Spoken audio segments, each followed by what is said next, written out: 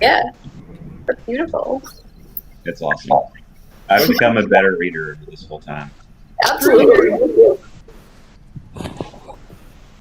Certainly, this club And a has better person. completely changed how I read the book that we're reading right now. I'm having a vastly different experience. I was telling Jen about it. Thinking about how this is Horn's perspective. It's blowing up in my mind.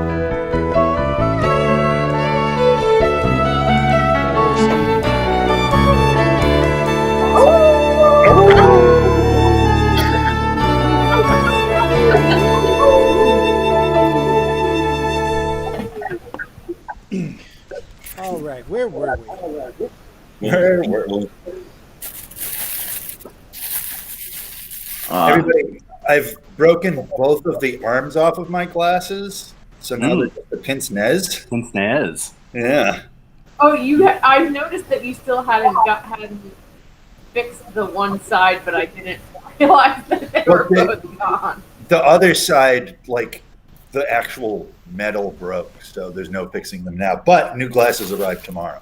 I was going to say, do you need to borrow my old glasses again? Nope. New glasses come in tomorrow. Also, these are still serviceable. They just hurt. You could attach a little stick to one side so that it was like opera glasses. Yeah. To hold them up like this. I didn't do a downward stick. But Or you could tie a little string. the string doesn't work because these are just screws too, and the screw bends the whole thing back and makes me feel like I'm going to throw up. Yeah. Like the worst part of not having glasses is my depth perception is crazy off. So when I'm carrying a refrigerator and I'm going downstairs, I can't see where they've stopped. That's good. But new glasses come tomorrow. But didn't So you I tell hope me? the internet likes that story about my glasses. So you got new glasses and a new computer charger, right? Yeah. Wow. Moving up. All right. I'm engaging in commerce. That's right. And they Because I said myself 2020 am was like- bad. Was that? They said 2020 was a bad year. Well, now it's my vision. And Mark has Ralph the dog's haircut. This is Ralph the dog. Like roll. Yeah, you know? Oh, It's roll. a Something boomer better reference. comes along. I'll play some piano later. Yeah.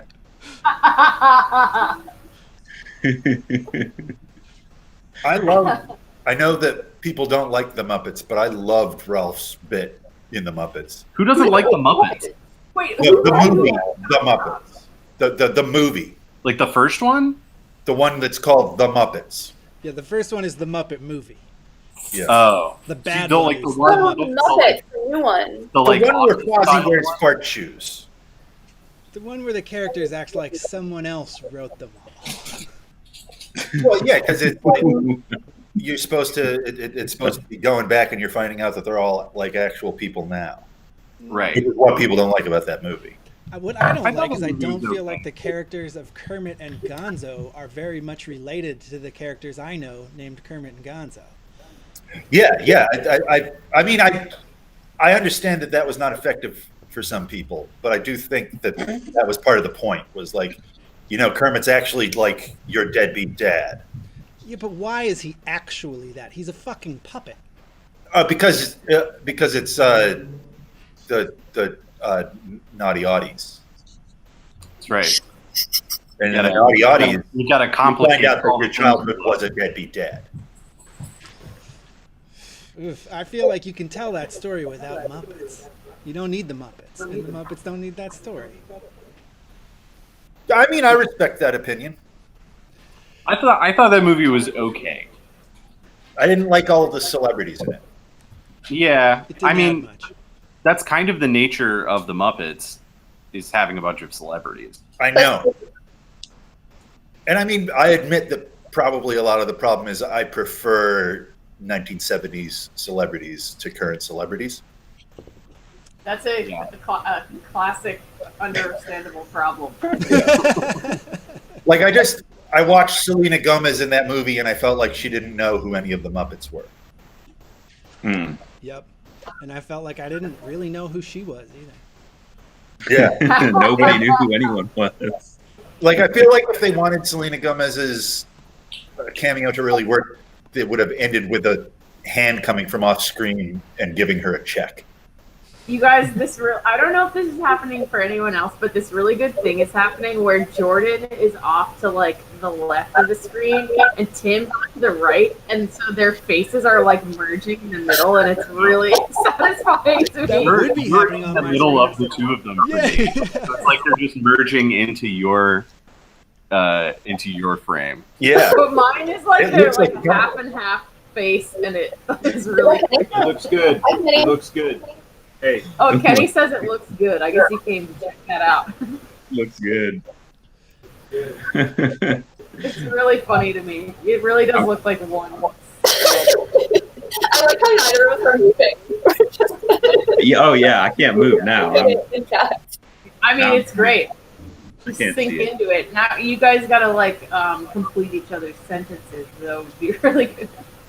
I do have to get a drink, so I might ruin it. But I'll try to get back into my present position when I return. No, it's fun. It's funny. It happened. You know, I'm the kind of person that I find it really frustrating whenever like something really good happens, and then all of a sudden it's like, oh, okay, we made this really cool music festival, and then it's like now we have to have it every year. Yeah. Yeah. Like, can't you just have it once? Why does it have to happen every year? Right. Or yeah, or do it whenever you want to do it. And by that I mean it's fine for me to have something happen once and then That's what makes it's it over. special. Are you talking about Fields Festival? I'm talking about all festivals. There's Okay. no way the Fields Festival could happen more times than the time that it did. I think it was. There was a Did it losing. happen a second time? Was there It Fields It Festival happens too? to be fun. It could never happen more than twice. I think. No. No, the second one broke Stu's bank.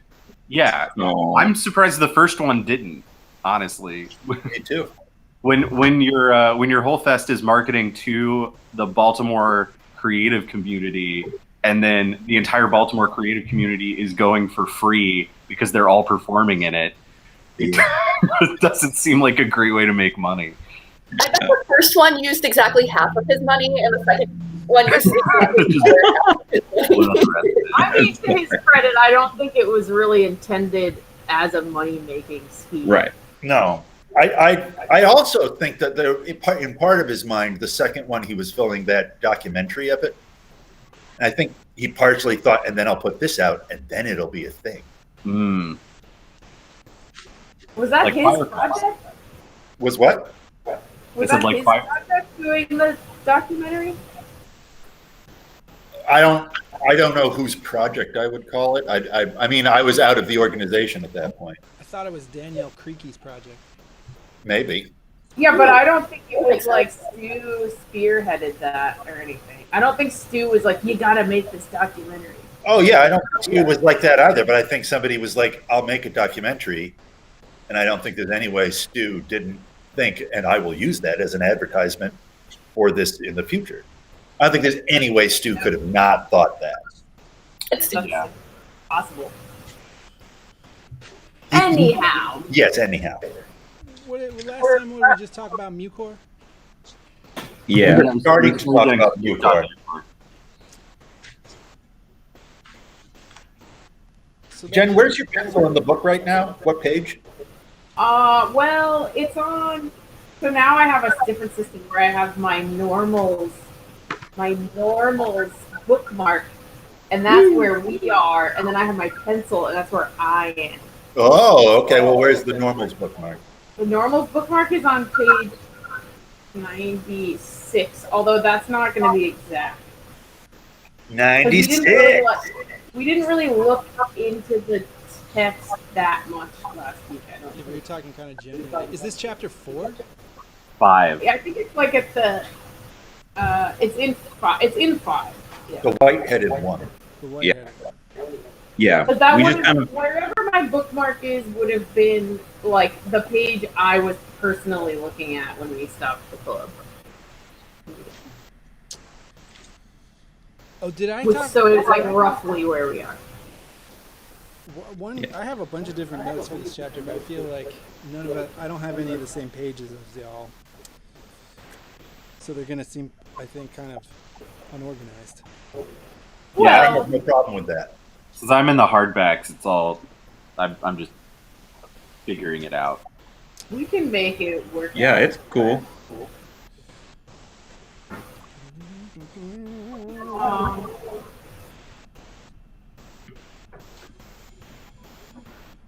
Okay, so early in this thing, one part that I started underlining is, and I think a thing that comes across really big in this chapter is that Silk believes in the gods, he worships them, he's obsessed with them, but he's also constantly gaming them.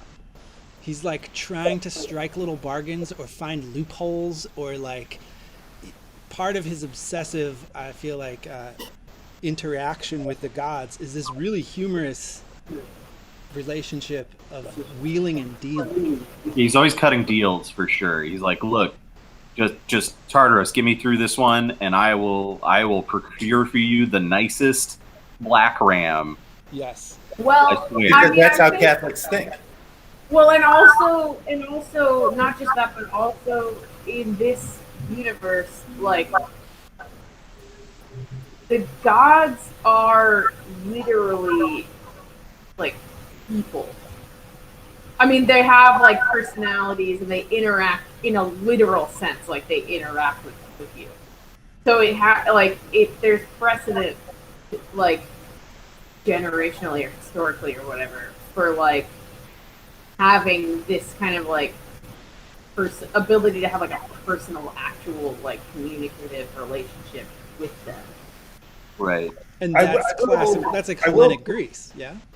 Yeah, exactly. This is a very Gravesian idea of how gods worked. Also, that's exactly how what's going on in Apocalypse Now, Yeah. which I just watched last night. I guess I'm just saying there's like it just seems to be like one like step more literal than that. Like just like or a half step or whatever. Like beyond them just functioning as personalities, they literally are personalities Yeah. that you like literally interact. Not just like you have a relationship with them, you know, in your own practice or whatever. Sure. And even though they're They're like, literally people that you talk to. yeah, they're like downloaded or whatever, but even still, like, they're like created by humans anyway, so they're going. It's not unreasonable to think that like they wouldn't have the same. You couldn't like manipulate them or talk to them the same way that you talk to people. Like it's all like the whole thing is made The by characters people. don't know that they're not gods. The characters Sure. on the world, they all think of them the same way like an ancient Greek would think of the pantheon of Greek gods. Except that I'm saying there is like one, at least a half step more literal than that, where like they literally their faces appear to you and like they talk to you with words. Eleusinian mysteries. Yeah.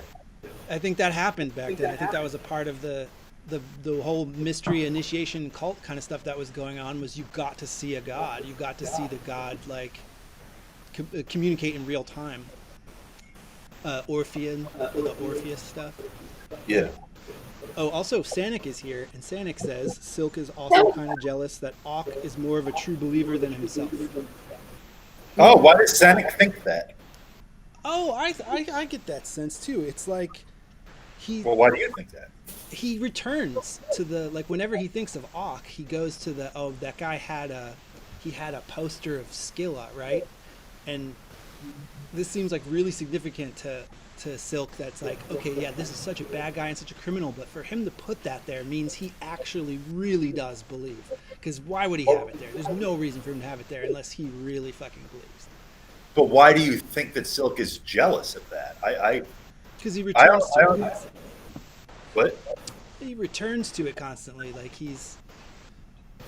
I mean, I don't think he's like consumed with envy, but it strikes a chord in him. I mean, I read that as that he was impressed with Auk. Yeah, I see that as him kind of like as like him reevaluating Auk in light of that.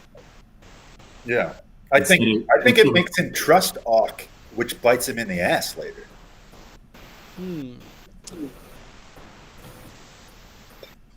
Well- who else does Silk ever have to contend with that is faithful?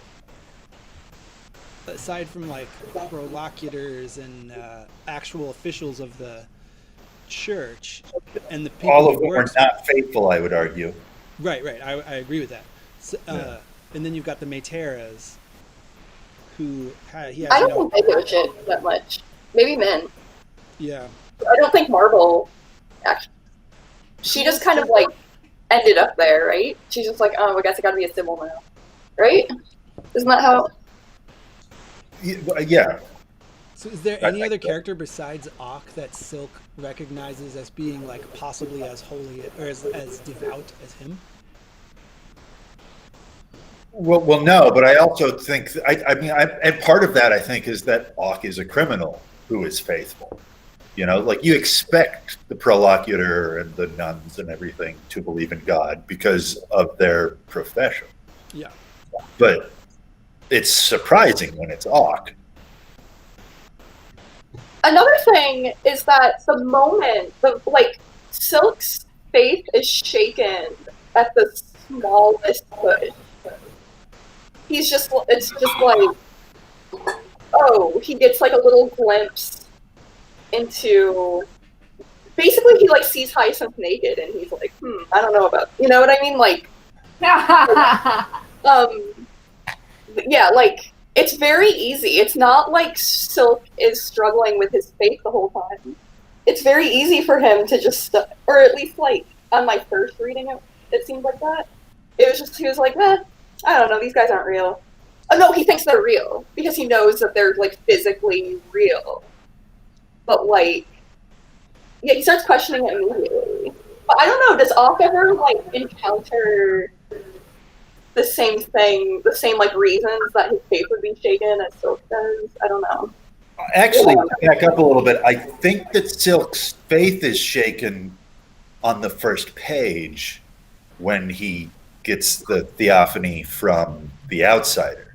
Oh, because right. it's the first time he talks to actual God. And he sees the outside, and he sees things for what they are. You're right. So he had like this big crazy thing happen to him already. So that kind of, you're right, that explains that. It's not just that, like, he found out one piece of information and was like, fuck this. He found out all information. A completely life-shattering experience before we even meet him. So Yeah. Sanic has got a Like before. from the previous chapter.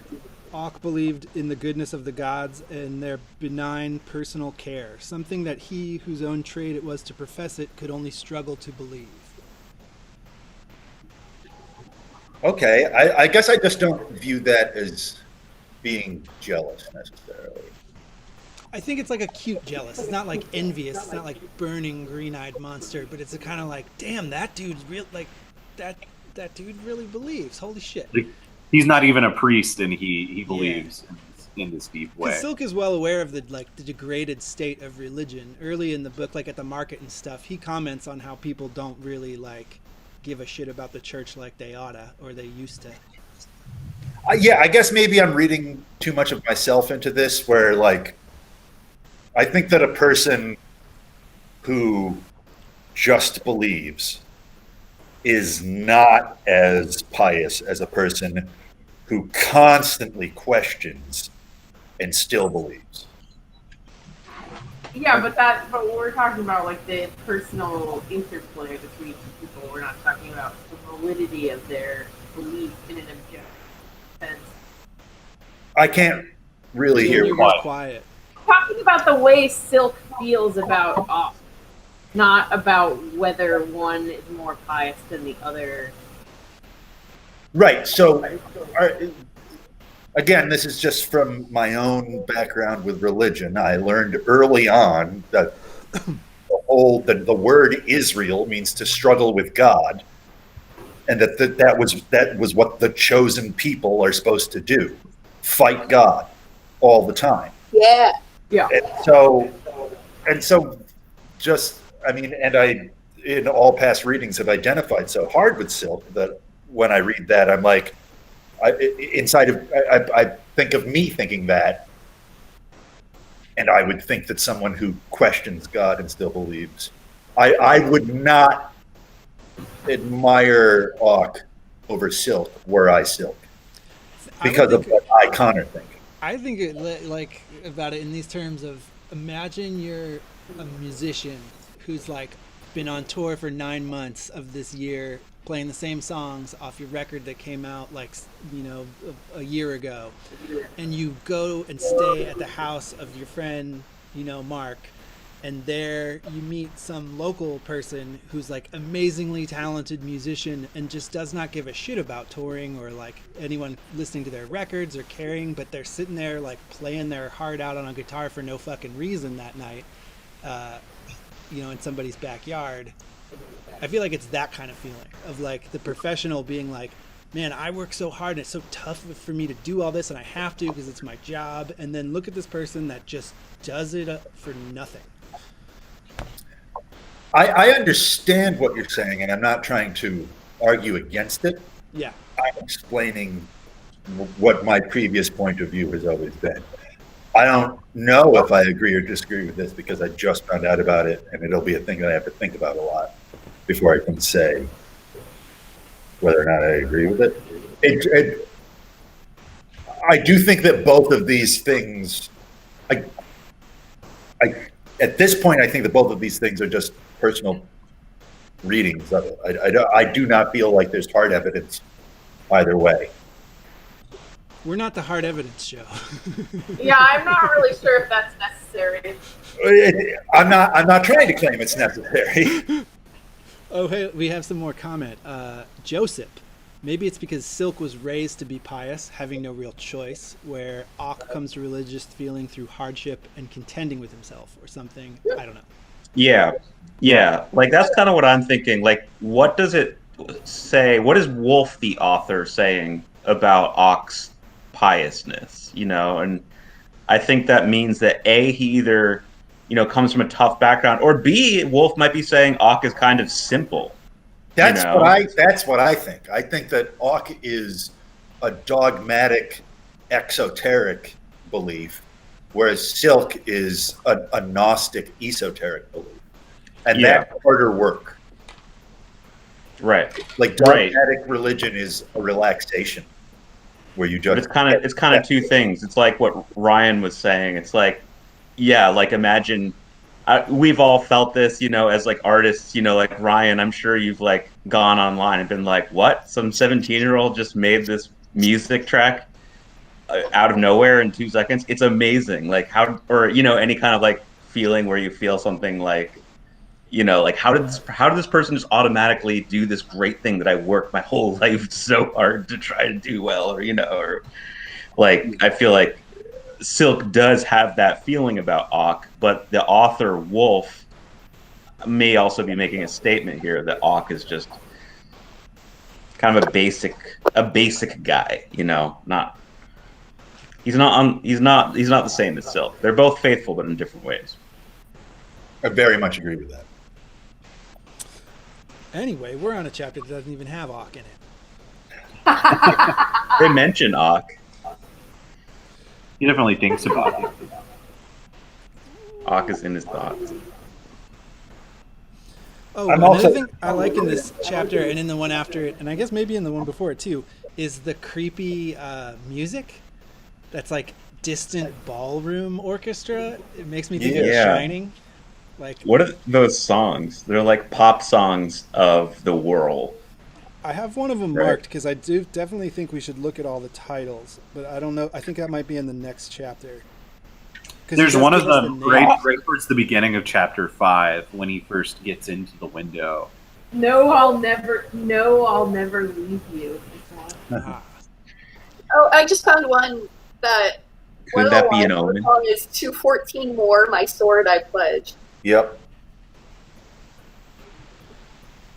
Are these? They sound like 1940s songs. Yeah. In my head, I hear that like creepy ghost ballroom shining, kind of like Yeah. far away, too slow, scratchy Victrola. Totally. Although 214 more, I pledged my sword also reminds me of like old Welsh poems about King Arthur. Yeah. Which I read in The White Goddess. Are these titles? They're not something from real life, are they? If I Google them, There's only one way to find out. yeah. It turns out that Gene Wolfe had a pop band that we didn't know about, and Oh, like that writer band that Stephen King is in, with Amy Tan and other people like that. They only That do band has songs to be about awful. pizza. oh, that was That's Macaulay Macaulay Culkin, Culkin. the Pizza Underground. Yeah. Yeah, Stephen King, Amy Tan, and Macaulay Culkin are in a Stephen Velvet King and Amy Underground. Tan cover actually band. have a band. That's a real band. Yeah, Yeah, that is. no, Yeah, yeah. Jason Larson in it, and like, I can't remember who else. I don't know that it's still a real thing. He writes about it in On Writing, but that was like 20 years ago. So Who else? It was like 4 people. Tom Clancy, maybe. John Grisham. there's no way that there's Dean no way Koontz. you're hanging out with Tom Clancy. It's Dean Danielle. Koontz. And Rice. Danielle Steele. Anne Rice and Danielle Steele probably are chill. There's no way that Tom Clancy is chill. I don't That's know a- that Anne Rice is huge. chill since she became incredibly Christian. No, she gave that up. I thought she went that way and then put it down again. Oh, good for her. I didn't know. Yeah, I think she like got real huge convert and then later was like, the church is fucked up, and had like baby's first atheism experience somehow. It's like, I'm going back to writing vampire erotica. She still wrote vampire erotica while she was Christian, I I believe. guess so. Well, Yeah. maybe somebody in the church was like, you shouldn't be doing this, and she was like, fuck you. Yeah. This is my Doing this made me rich, bastard. One time God I was gave in me- New Orleans and I was God like gave me outside this of vampire porn. a Dunkin' Donuts or something, and a homeless guy introduced me to Anne Rice, who was the homeless woman he was hanging out with. Oh, that's cool. Yeah, it was really like, I was like, all right, now I'm here. I'm gonna talk to you guys for a while. You got me. Irresistible sales pitch, which I will use if I become homeless soon. Let me introduce you to Anne Rice. Well, let's keep talking about this book because there's vampires in here. Yeah. Oh yeah. That is true. We are talking about them, and there is also naked women. There is a naked woman. There's more than one naked woman in Longside. That whole part later when he jumps into like High's bed to like pretend to be a commissioner, that is so awkward and weird. We gotta cover that when we get there. It's out of character and inconsistent and really cartoonish. Like kind of like oh whoop, like just jump into this bed and he like comes out and he's like it's soiled and gross in there. Like don't tell me that. I think that's because Kypris is there. Yeah. That's who's the twinkle that he sees when before he Yeah. checks the monitor is Kypris. Yeah. I guess we're not quite there yet. He's got to encounter the white-headed one. That's next chapter. But last week we kind of like just dove into the conversation about Mukor and feel like we kind of covered it. Like I recall we talked about her name. We kind of covered her identity, and then her abilities, like her superpowers, of which there's many, I guess. Is Mukor human? Is that something? Did we talk about that? She's a cold one. Right, she's like engineered. A genetically engineered human. Okay. Yeah. But still based in humanity. She's not like an alien paranormal and thing. Right. She's not. I mean, Homo. Not some kind of weird ghost alien. I mean, she is tiny, but but she's also human. Sanic says, speaking of King Arthur, did you know about the myth that King Arthur became a red-billed chough when he died? Not sure if it says anything about Oreb, but it's there. I thought it was interesting. Interesting. Cool. I've never heard that. Where did he hear that? I thought the thing was that King Arthur didn't die. Oh, he's Right, like That's waiting. implying that he was reincarnated. Or maybe he's a bird until he comes back, because he's supposed to come back, yeah, from Avalon. Right. Close to. Oh, give him time.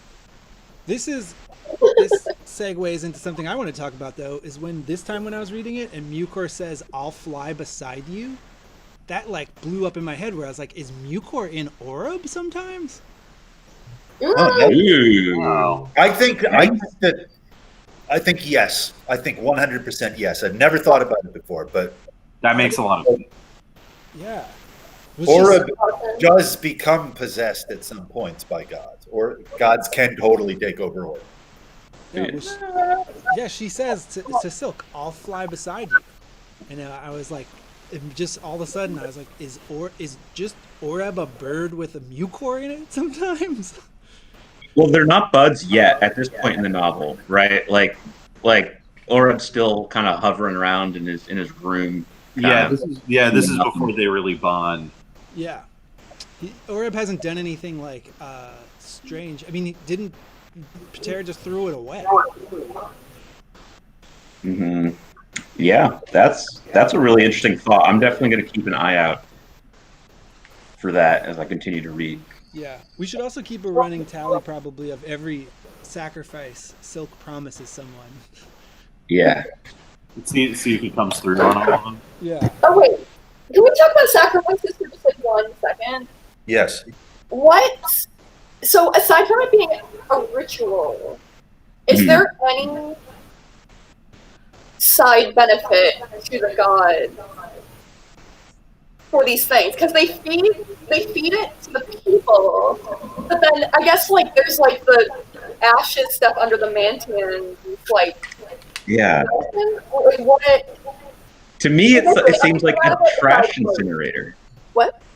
It seems like a trash incinerator to me. I think that's exactly what it is. And I think the whole point of sacrifice is food distribution. Make sure that people don't die, which I think is also part of the point of sacrifice in the world that we are living in. Sacrifice of what? Animals. Can you expound? Well, because because that's how. All right, so it grows out of like hunters kill an animal in the wild and bring back the meat, and then we chop it up and all eat it. Then if you look at the whole,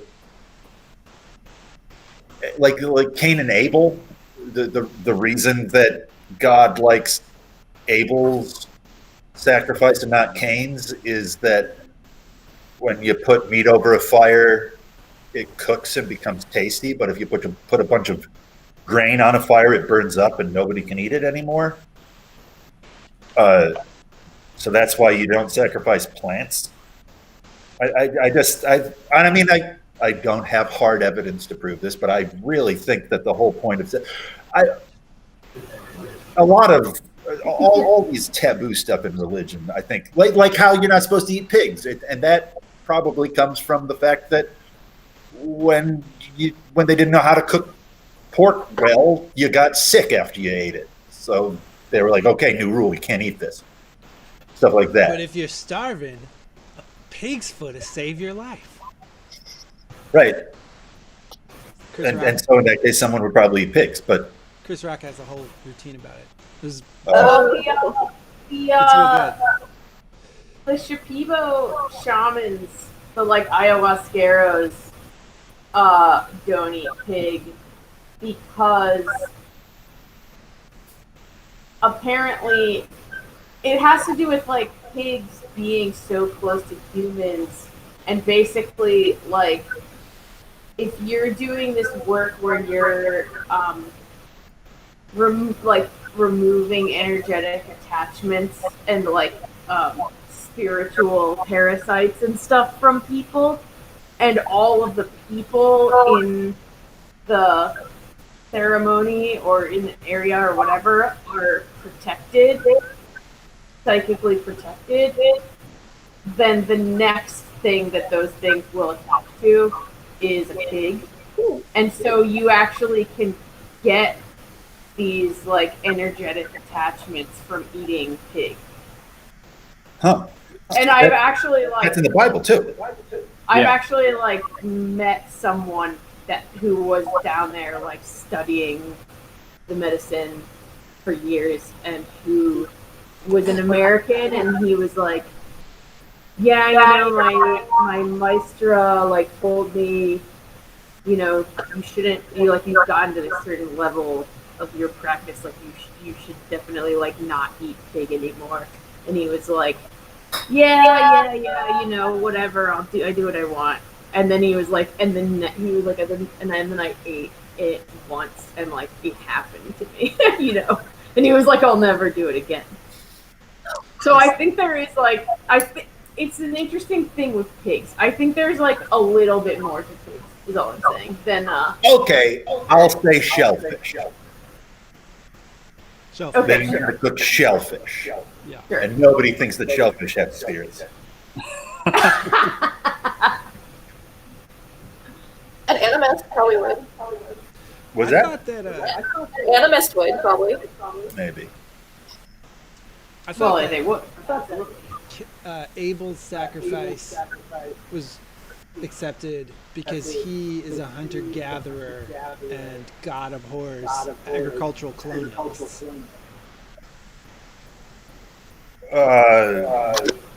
Okay. You know, like Cain is the farmer. He brings the grain. He practices agriculture. Abel is a hunter-gatherer who brings in the meat, and that God knows the character of these agriculturalists, so he rejects Cain, and then Cain does what agriculturalists will do and murders the indigenous hunter-gatherers. Yeah, I mean, I'm sure. I think that hunter-gatherers probably totally hated the farmers for exactly those reasons. And therefore God would too, because God is the people. And agriculturalists will destroy like pests and things that eat their eat their crops and kill off wolves and stuff, which God is flabbergasted by.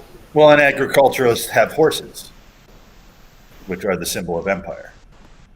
Yeah. Hey, Ronsky's here. Pigs are taboo because they dig in the earth and are associated with the underworld. I mean, yes, but I think that happens because of other reasons. Wait, that's But not. I don't that's think not that the pigs first, actually come from the underworld, and that's why we think that. That's not the first part of the logic. Like that's part of the story that comes after. Yeah, that's post hoc. I think there's. I just think there's a lot to pigs, specifically pigs. Yeah. I mean, and pigs are famously the meat that tastes the most like when you eat a human. And Yeah. they're like extremely like emotionally and intellectually intelligent and sensitive. They're very smart. Yeah. Mhm. That's what I hear. Like people are horrified by the idea of eating a dog, but a pig is like not different. And a pig's smarter than a dog by many orders, right? That's my understanding. I mean, There's Well, a dogs are really dumb as good shit. Philippine Dog meat is nowhere- story. Dog meat is nowhere near as good as pig meat. Like, it's bad to eat a dog because you don't get that much meat. It's tough and it tastes bad. I think Yeah. they had this exact conversation at the end of Pulp Fiction, between John Travolta and Samuel L. Jackson, where they dissect why John Travolta eats pig, and Samuel L. Jackson does not, and it's not for religious reasons. Samuel L. Jackson's just disgusted by pigs. He says they're a filthy animal. Yeah, it might be the other way around. I forget who's who. It's been a while since I've seen it, but Oh no, yeah. Samuel Jackson says, "I won't eat pigs; they're a filthy animal." And John Travolta, Yeah, but it, like- good pork's good. Yeah, pork chop's good. Bacon's good. Yeah. Which I gotta say is an extremely compelling argument. He's not wrong. Yeah. The filthy animal thing is idiotic because Yeah. fucking wash it. And I they're kept would eat a pig that I just took out of the mud. sanitary conditions. What? Pigs used for food are kept in overly sanitary conditions to the point where, like, if they have any bacteria introduced, they all get very sick.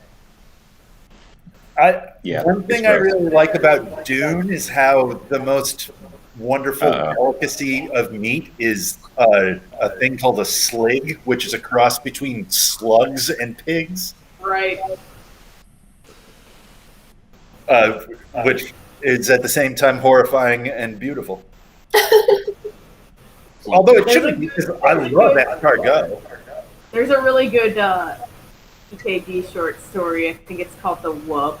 It's about an intelligent pig. Very short, very good. Recommend. By who? PKD. Oh. I just read a PKD book. Maze of Death. Hey. Ooh, I've not read that one. Yeah, it was cool. Check it out. There are like 36 novels or something. I know. And then- It's like Really like cranking out. 8 billion short stories. He definitely had graphomania. He Yeah. he used speed. A lot of it. Yeah, Yeah, and he he was- was in dire economic straits a lot too, right? Where he'd have to crank out something to have, to have some income. Yeah, he was writing Well, for he his would life. also sell his speed to high schoolers. And he ate canned dog food. Oh, I'd rather eat the dog. Yeah, but the dog food's cheaper. Well, you can get a dog for free. I feel like if you're ambitious. Well, I feel like after you've eaten your first dog, you might be hard to get the second one. Yeah. Especially if that dog was a stray dog. Yeah. Ugh. All right, let's change the topic. Here's the thing that I underlined because it's conspicuous, but I don't know that it's very important. I say when Mucor's first started talking to him, there's this weird little aside. Devils, according to legends Noah at the Scala had really credited, could pass unseen, for devils were spirits of the lower air, presumably personifications of destructive winds. This is kind of conspicuous, right? In what way? I guess, like, I'm trying to understand, like, how does this fit into everything else? And the only thing I can come up with is it's like a parody of a literalist scientific kind of mindset, because this information, while interesting, is totally useless now in this situation with Mucor. I mean, it's just no part of this gives any insight into what's going on to him with Mucor. And the whole thing is kind of pedantic too. It's like devils, according to these legends, are supposed to do this, but we know it's really just like dumb people call winds devils. Oh, I don't think that's what he says. What's I going on think there? I think that when he says that devils are the personifications of winds, he thinks that they're like Boreas and Zephyr, They are the living wind. You don't think Well, that there's isn't there just this sentence that seems like there's a touch of like pedantry in it? According to legends that smart people don't believe in, that kind of thing. I mean, that's what I feel like that's what Catholicism is like, where they like. I watched a thing about people testing miracles, the Catholic Church testing miracles, and how they don't at this point in history. The Catholics don't. There hasn't been an honest to gosh confirmed miracle for hundreds of years right now. No, that's not true. Fatima's not a miracle. Yeah, but there are saints canonized in the last couple hundred years, and you need 2 miracles to be a saint. Okay. I don't know. I don't know. feel like overwhelmingly the Catholic Church does not think miracles are happening right now. Whoa. Back to the conversation of like the devils and the spirits in the wind. Like, what is a devil in the world?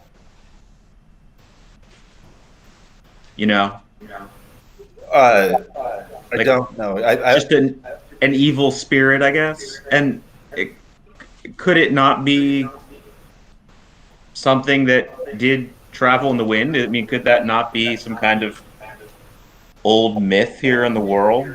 I mean, I Or- think that there are three things that are devils in this book. I think Mukor, Yeah, that's what I'm thinking. like the wind. Yeah. The Unhummu, The who are who? allowed into the world and travel like the wind. Space vampires. And Okay, yeah.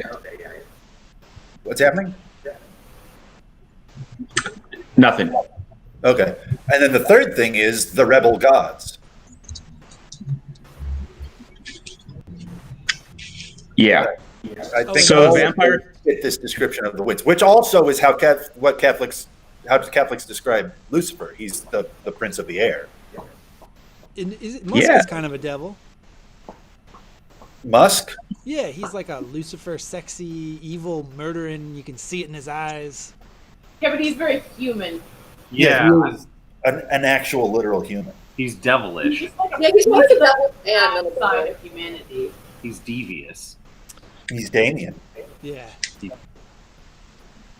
I don't know. It's like maybe there's something to this little bit. I mean, if nothing else, it is telling us that there are old stories in the Scala that there are devils in the wind. Yeah. And I do think that there has to be something to that. And like when he says personifications of destructive winds, in my mind, Yeah. it makes me think of like a tribe of people talking about a tornado. Yeah. Right, or a big windstorm or something. Yeah, like the monsoon that blew over everyone's house that summer. We saw the devil. But of course, that brings up the question: like, are there like horrible, disastrous weather occurrences in the world? Like It on the doesn't West seem like Coast?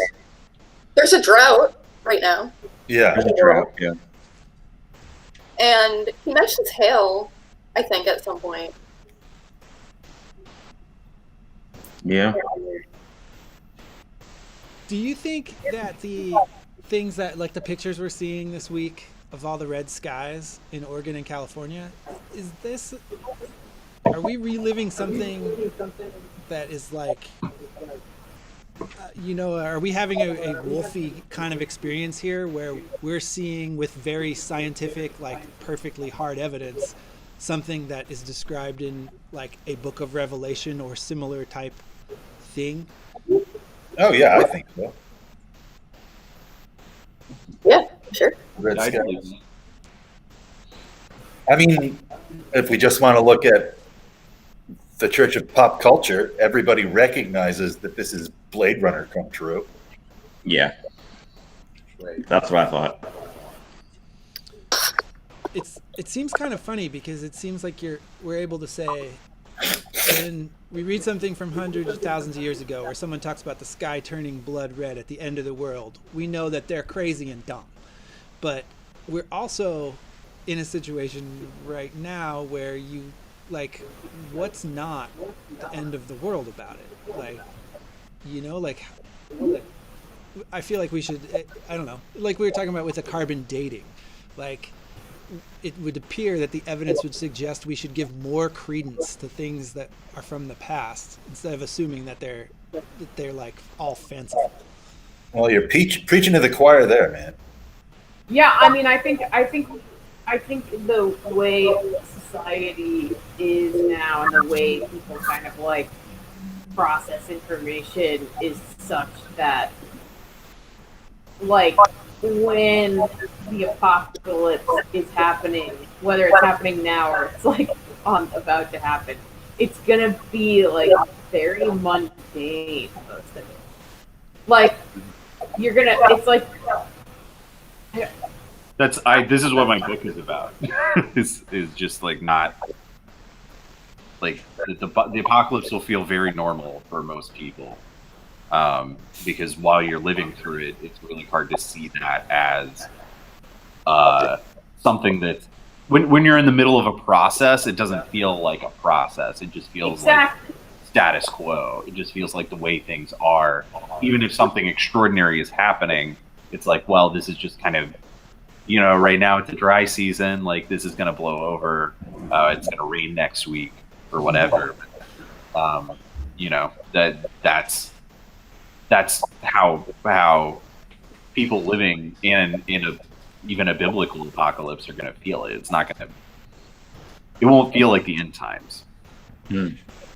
Or I mean, I guess it can for some people, but I think you're. Well, I would think it could have more in the past because people had a more generally like mysticized view of reality, and now we're obsessed with just like science shit. It's like everything is explainable, so everything's normal. Yeah, the fundamental sciencism. Mm. Mhm. Oh, it's terrifying. Yeah, it's one of the worst religions. Josie.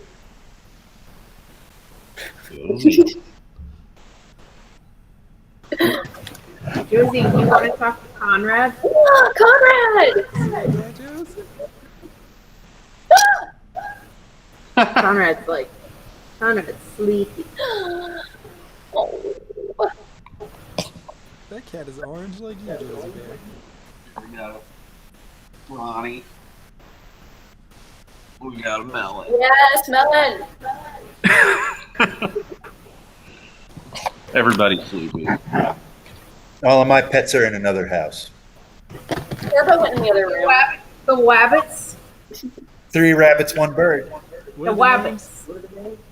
wabbits. The rabbits are named Bupus, Myrta, Hesperus, and then the bird is called Das Bird. I named it Das Bird. I'm working on a comic book about him to give to Anne for her birthday. Oh, Yeah. that's cool. It's the only thing she asked for. That's awesome. A comic book about the bird? Yeah. Well, And I made her queso. That was the other thing she asked for. You made her what? Queso? Yeah. Cool. Yeah. Queso and I comics. want queso. All right. All right.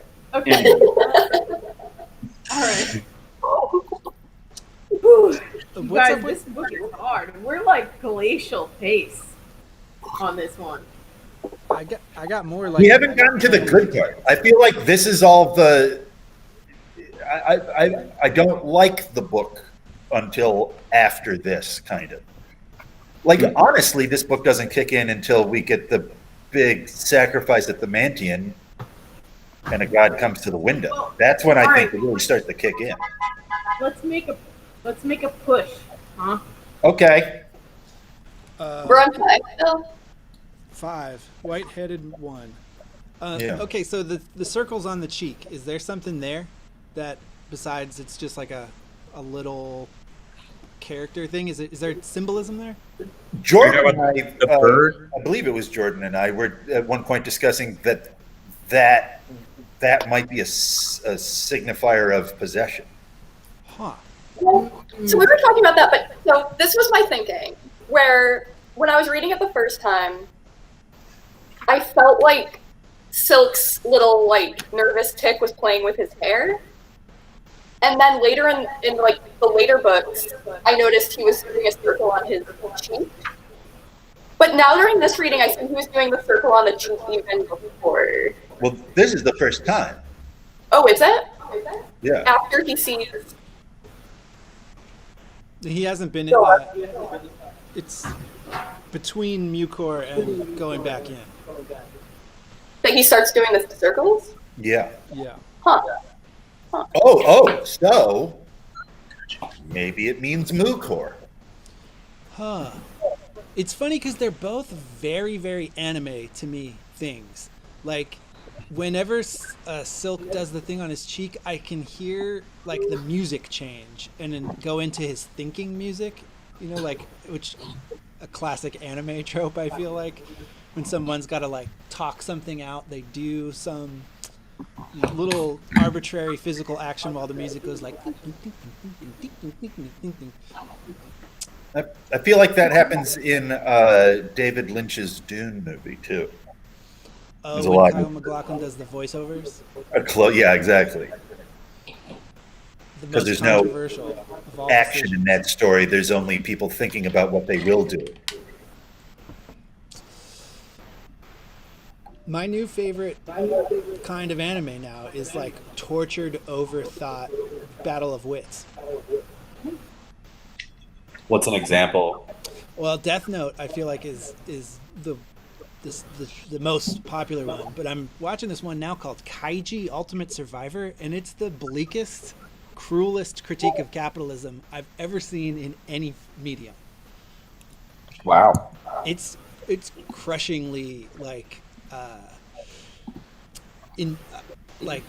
critical just of money's role in people's lives, and it moves at this very, very slow pace. It's about gambling, about a gambler, and I think I've watched 18 episodes, and he's participated in like 4 games so far, and it's just fabulous.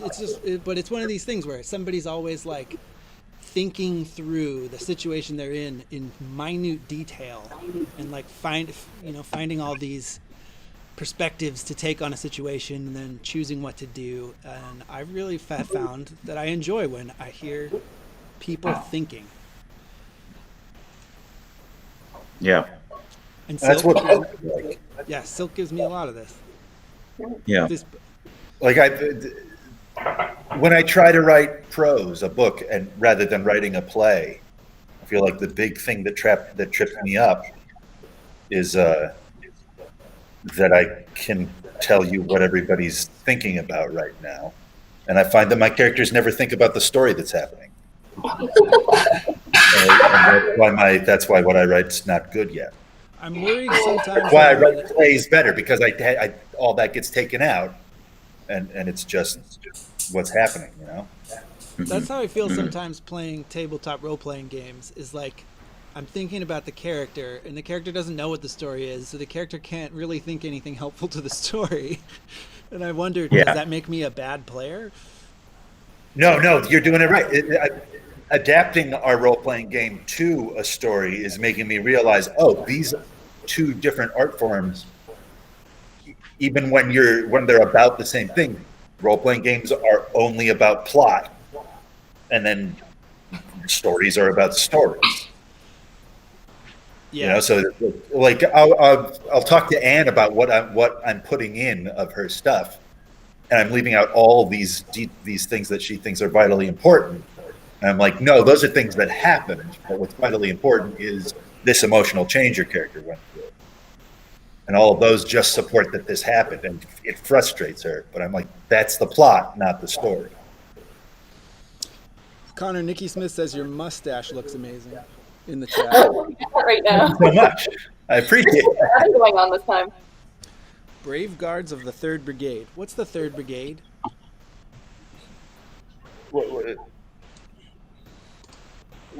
I don't understand your question. What is the 3rd Brigade? It is the 3rd. Viron Army? Yeah, it's the.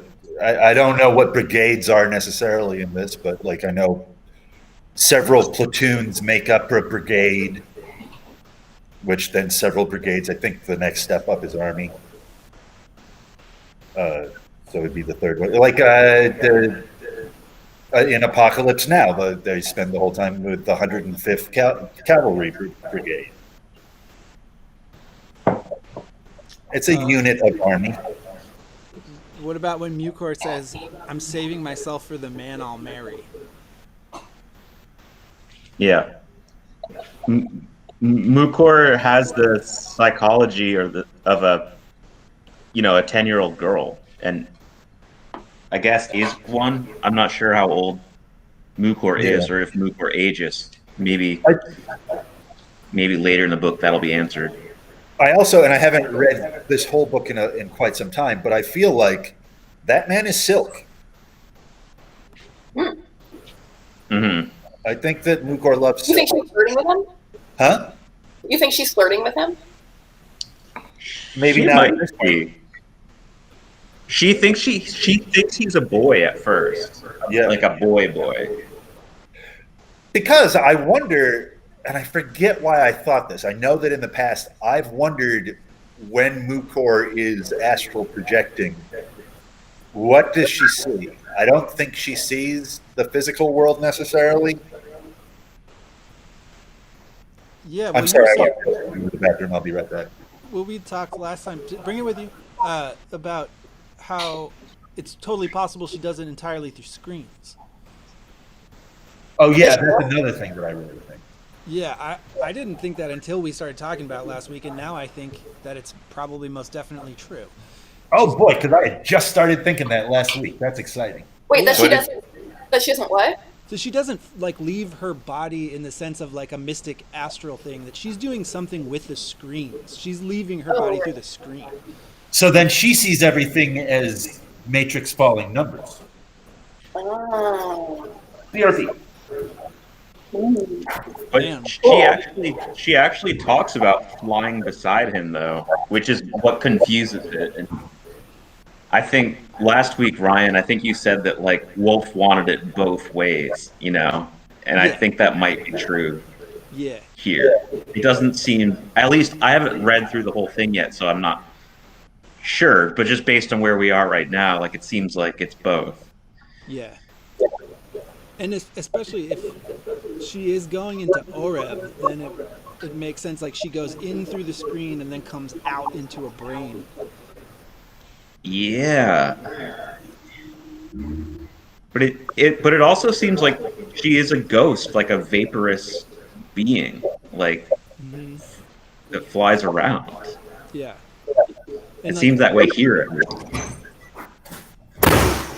Yeah, it makes sense that that's how she would come off to Silk. But then we're also dealing with the whole like Horn situation here too. Horn's got a hand in why she seems so supernatural. Well, yeah, I mean, that's a whole other thing.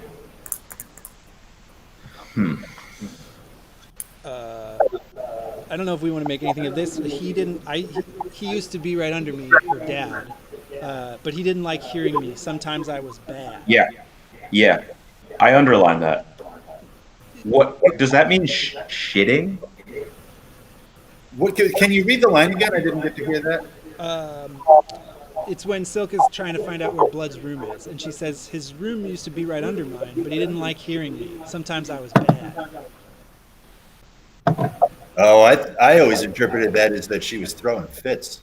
Yeah, I mean, it could be just regular little kid shit, and Blood's just not a fucking real parent. Blood wants an incubator for weird things, weird DNAs he buys or whatever.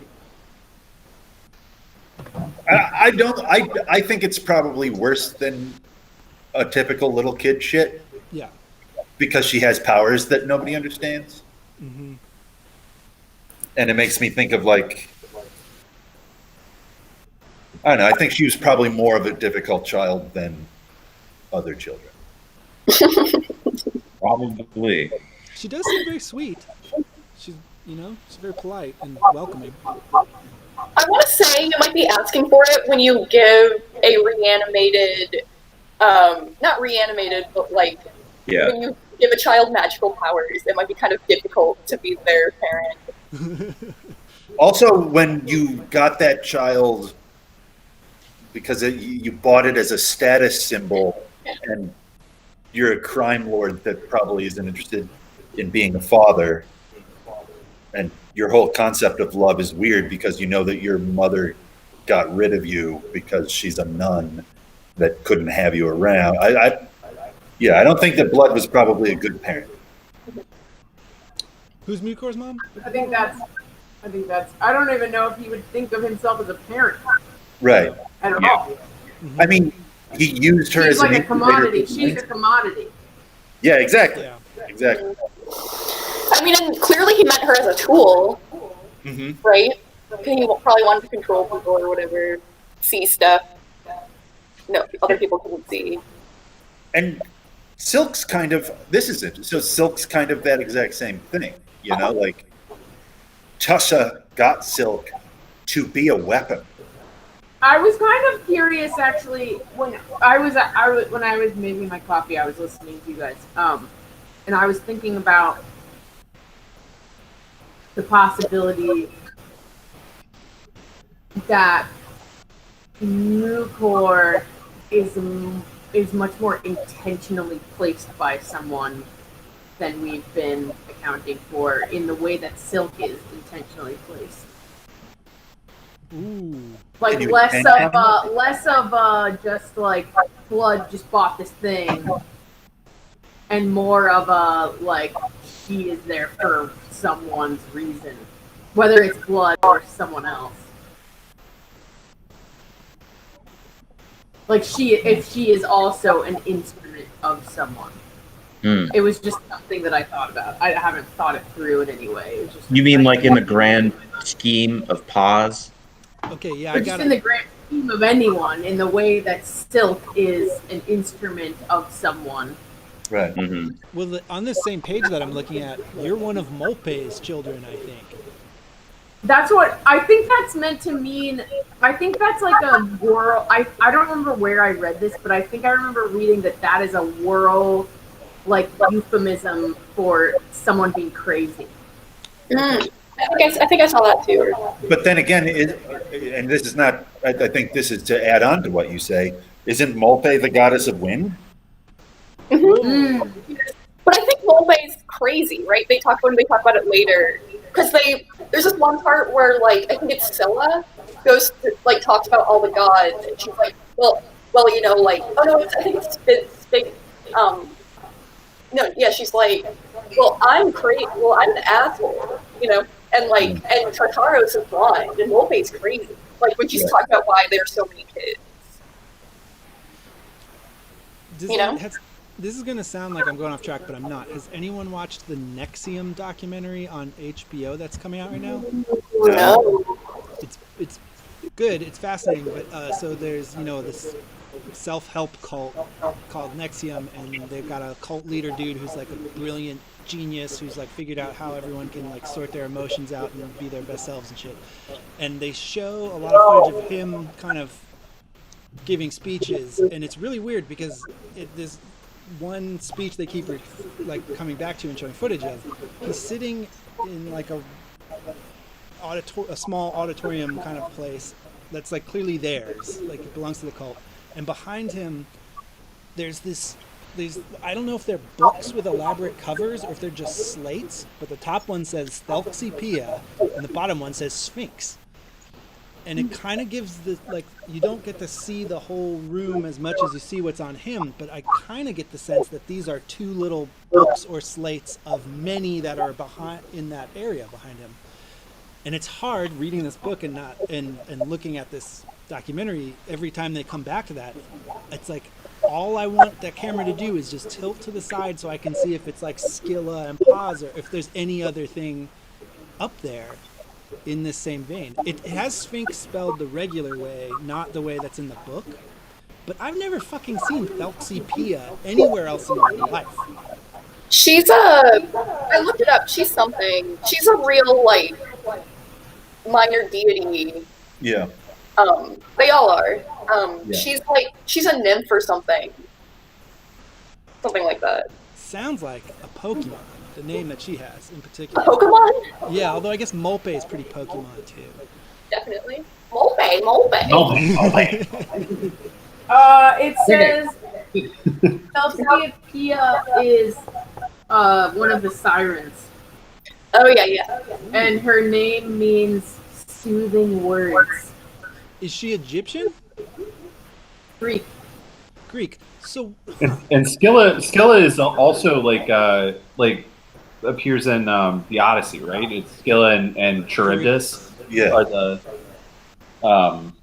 sea monster things, or I guess Scylla's like a maelstrom. I can't remember. Is Scylla like a many-headed serpent or something? Or this is a really stupid question, but Sphinx is Greek?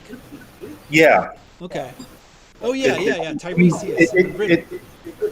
Nobody knows what the Egyptians called the Sphinx, though it really probably comes from the original Chaldean concept of cherubim, or the four living creatures.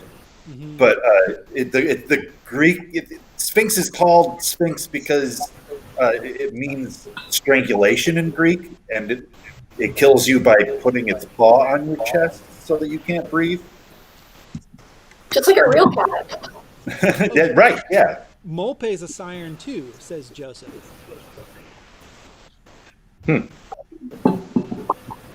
Cool. Well, why the siren and the Sphinx?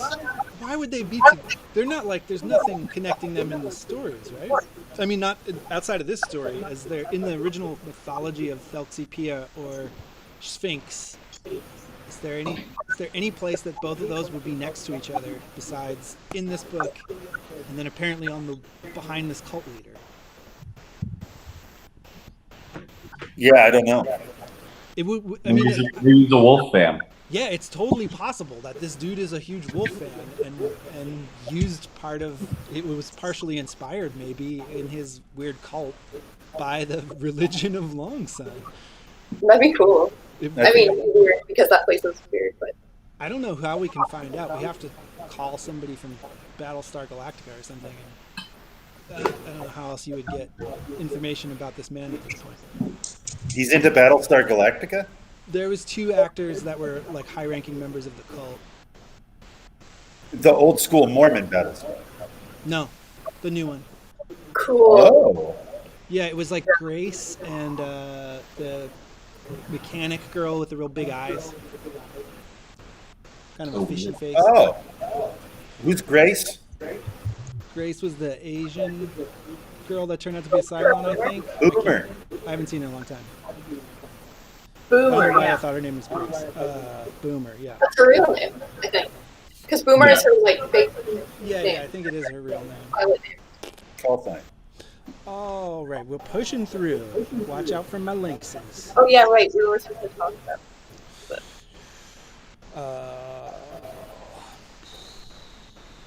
I don't know why I underlined that. That's, I underline a lot of things that I think are interesting, and then I read back and I'm like, no. So Yeah. Well, when you're reading it, you're kind of like figuring it out, right? And so things seem kind of interesting to you at first, and then when you look back, you're like, oh, I guess that makes perfect sense now. yeah, that makes sense. Can you bribe the Talus? I don't think so. It takes a lot of money. You can Yeah, how bribe much? a Talus? Oh yeah, when they explain that later, because when a Talus is built, he owes the company the money that it costs to make him. So the rest of his life is just devoted to trying to earn money. Oh my Whoa. god. He can be free. Oh, a debt slave. Yeah. The debt Oh. I slave totally machine. forgot about that. Artificial Interesting. intelligence debt slave. Oh, that's so terrifying. It's sad. It really is. So does that mean the Talus? Okay, wait. The Talus. You're saying the Talus on Blood's Villa is working to kind of like pay back its debt? Apparently all of them are. All of them are. Interesting. But then I wonder if are they Dr. free Talus afterwards? Are they free individuals? Yeah, what are they? there, Are like- they anything before they're the Talos? Or like, are they?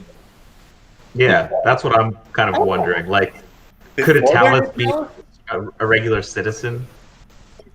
There's Like- a whole chapter where where this one guy, I don't even understand why, but they go into very deep detail about like what Taluses are, what their like life cycle is. Is that when they're at the like shop, the like factory. mechanic Yeah. shop? That's such an amazing part. That's almost like its whole own book. Yeah, no, I really can't wait to get. What book is that in? It's the last one, I think. Yeah. Maybe in like 2 years. I just mean personally. I need to like. I just don't. I need to like speed read this shit to get through it.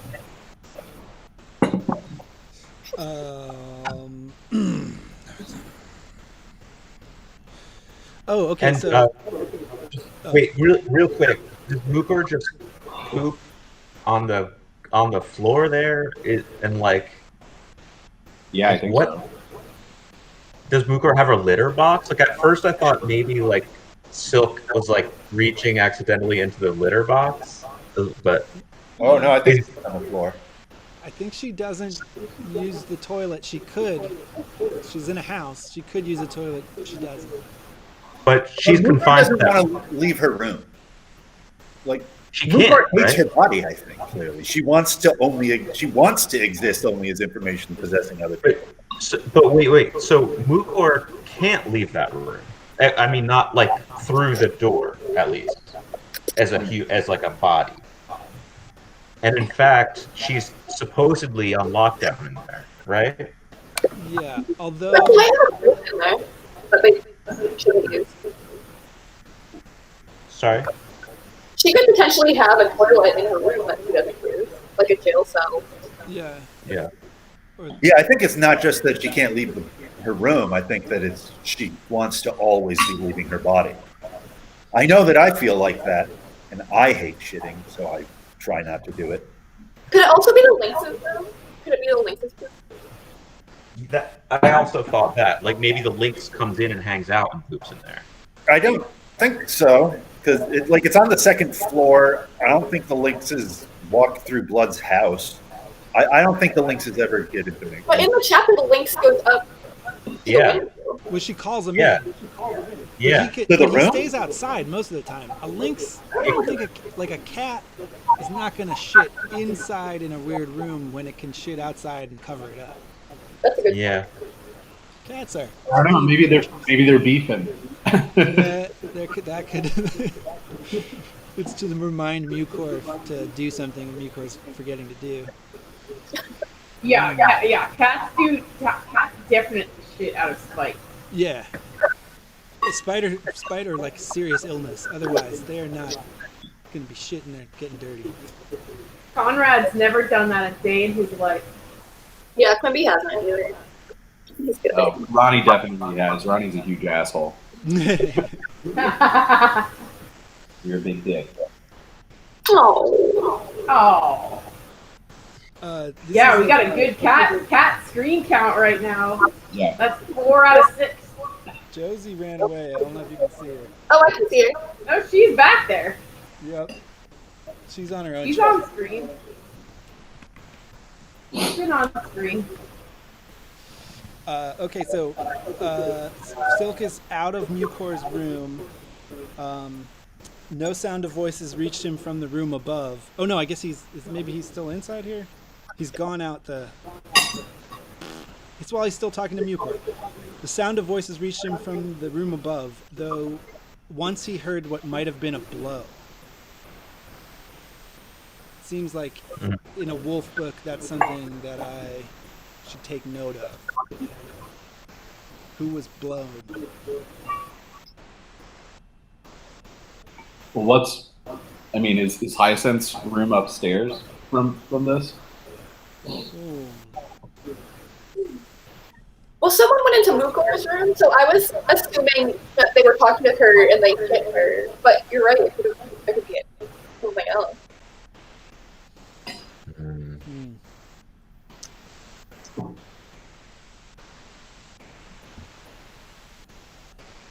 Okay, so another thing that I think in like 2 pages later that was really cool was that Silk becomes a chimney sweep very quickly.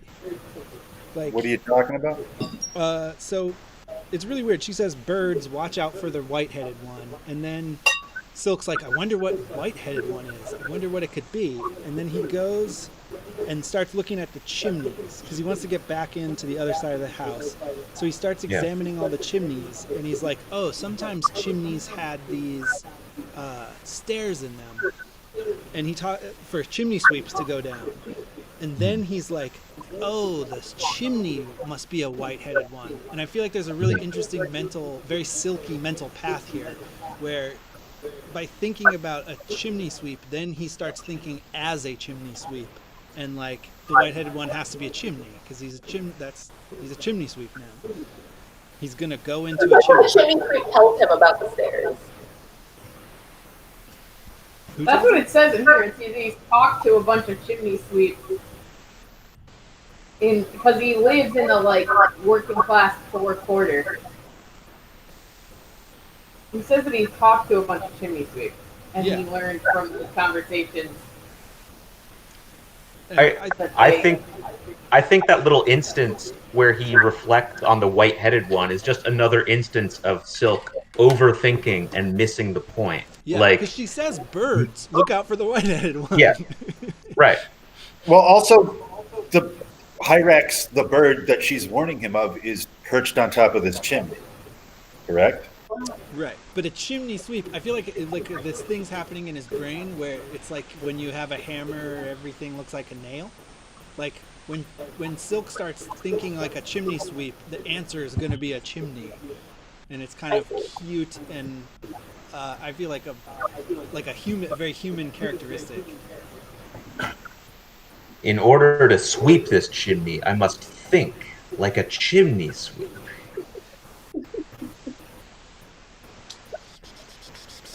Yeah, and then this is there's some more of that wheeling and dealing here with like the outsider had warned him to expect no help, yet somebody else is clearly helping him. And black was Tartarus's color. All augurs and sibyls wore it in order that they might figuratively, if not literally, steal unobserved among the gods to overhear their deliberations. It's a very cool idea of what a priest's job is. To eavesdrop on the gods as best as possible and then tell everyone else what the gods are up to.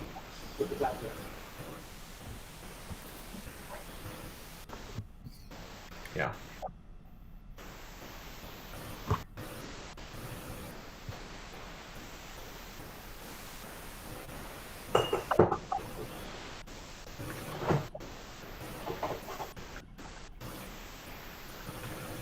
Well, are we at the point where the bird kicks him off the roof yet? It's funny, there's a lot of thinking between that. Oh, yeah, but we're really close. I guess the only other things that I have underlined at the end here are about, in order to succeed, he had to find it and conceal himself there before blood retired. Then he told himself with a pleasant sensation of virtue, he would employ reason. If reason would serve, if it would not, and the fault would be blood's, not his. Pretty intense, mercenary and aggressive thing for this gentle priest man. Yeah.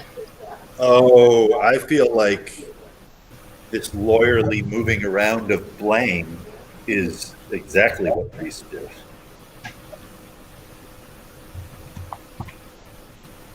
Yeah, I mean I think that tracks. I feel like if the role of the priesthood is to like eavesdrop on the gods and figure out what their rules are and figure out how best to use and misuse them, it is lawyerly. Yeah. Yeah. Catholic priests are lawyers for God. It's surprising to hear one saying, I'm going to throttle this dude if he won't listen to me. If he doesn't do what I say, I'm going to fucking physically throttle him until he does. It's, oh my God, that cat's really got its head down, just squished in that cushion there. I mean, It's like planking. I feel like that is the exact justification of the Crusades. Is that a cat? Like, I mean, the Crusades were about getting land.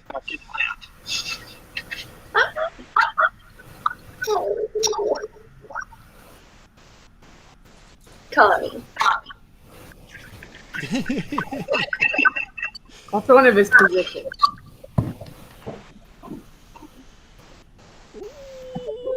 Oh, and then this. So, all right, he gets hit by the bird, and then the illusory nature of the world of senses was made manifest. It narrowed to a miniature, artificially bright. Which Silk endeavored to push away until it winked out. Yeah. yep. Has anyone here been knocked out? I got a concussion from falling once. I don't remember. Yeah. Same. When I was a kid. Do you remember getting knocked out? No, not really. No. Yeah, I also don't remember getting knocked out. And I feel like this description of getting knocked out tracks with a lot of other writers' descriptions of getting knocked out. But I don't know anyone who has been knocked out that remembers what it was like. Yeah, it's often described in books as like fading away slowly, you know, or like kind of like falling down into a pit, like like. I feel But the descriptions always remind me of what it's like when you turn off a tube TV. Right. And I think that's where it comes from. I don't think this is what it's like to get knocked out. I've never been knocked out, but one time when I was a child, I knocked my dad out with my head. He was like bending down to pick me up, and I was jumping up, and my head hit his jaw, and he then just like it was just a couple of seconds, but he like slumped back against a wall and slid down, and then he kind of woke up, and he was like, "What happened?" Like there was no.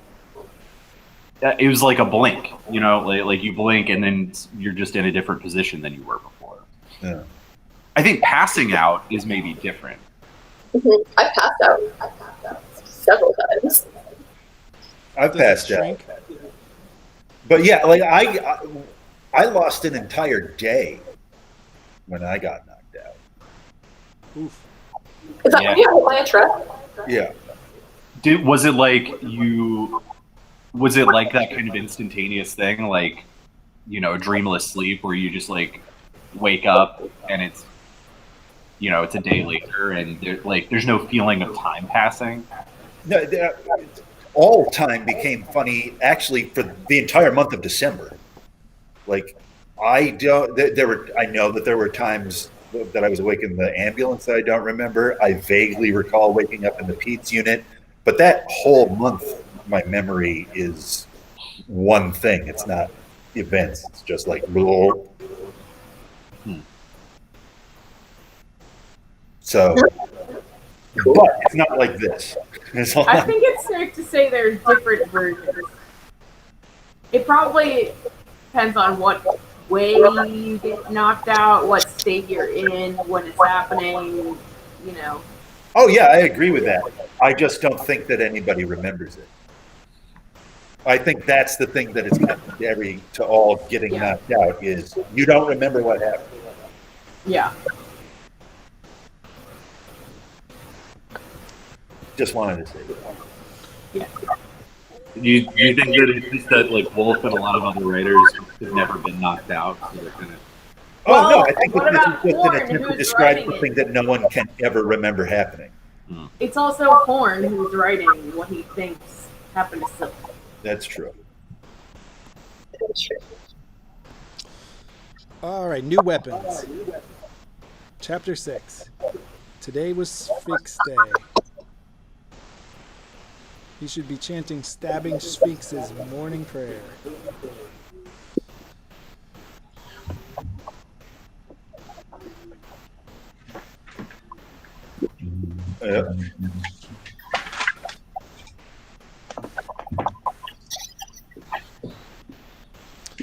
Oh wait, but it's not Sphinx Day. It's actually Phase Day. Yeah, I guess he thinks more time passed than it did. Yeah. He thought it was a day later, but it's not. An endless night that had not ended and might never end. I feel like that's a joke to the reader. Like, we're on another chapter of him trying to get in this fucking house. Right. But it gets better and better every time, the closer he gets.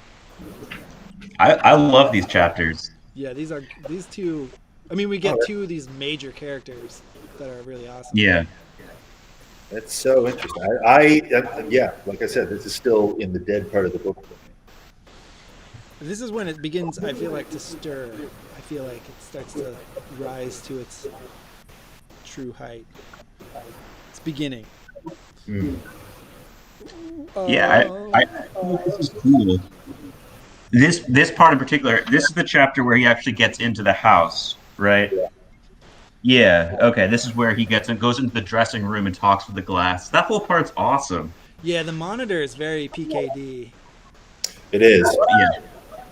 I want to talk about specifically about the conversation with the monitor. I know that's skipping ahead, but he's like, this is what I wanted, what jumped out to me. Let me find it. It's like, when they're talking about how it works, and Yeah. Silk starts asking questions, and the monitor's like, stop asking questions about this, it won't get you anywhere. Like, it seems like maybe there's something else going on there.